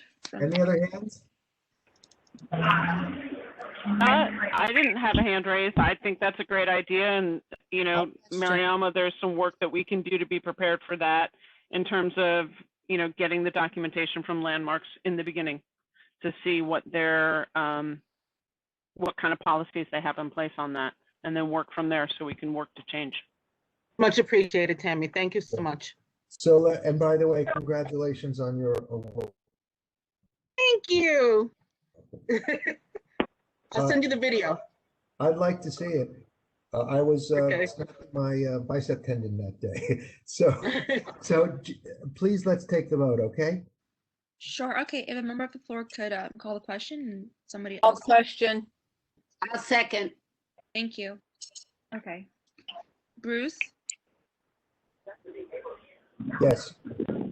Jason, Jason, yes. Mark, Can you hear me? Yes. Yes. Good night. thank you. Good night. Vicky, Yes. Eric's not here. Liz, Lamoureux, yes. Megan, Yes. Farah, Yes, thank you everybody for all the hard work. Chow. Yes. Okay. Me. And Susan. I'm sorry, Susan. Yes. Thank you, Susan. Okay. All the votes are in. Thank you so much, everybody, thank you. Thank you. Thank you, Bruce. And I'm gonna Thanks, Bruce. Bruce. Thanks, Tammy. I'm gonna thank you for Thank everyone you. who Thanks, came in. everyone. I'm sorry if you didn't get a chance to speak. We did try and leave it fairly even. And we hope if you didn't speak tonight, please join us at the full board. Have a great night. Thank you. Thank you. More than anything, we should also thank the HHC team and Chris, who has come back and taken very good notes every time. So Adam and Chris and Saul and Michelle and everyone else, thank you very, very much for all of your time. It's when we're all in person, get the cup of coffee. Thank you. I hope it's more than a coffee, Tammy. Yeah, a martini might be needed. Not yet, but it will be. Thank you, guys. Bye.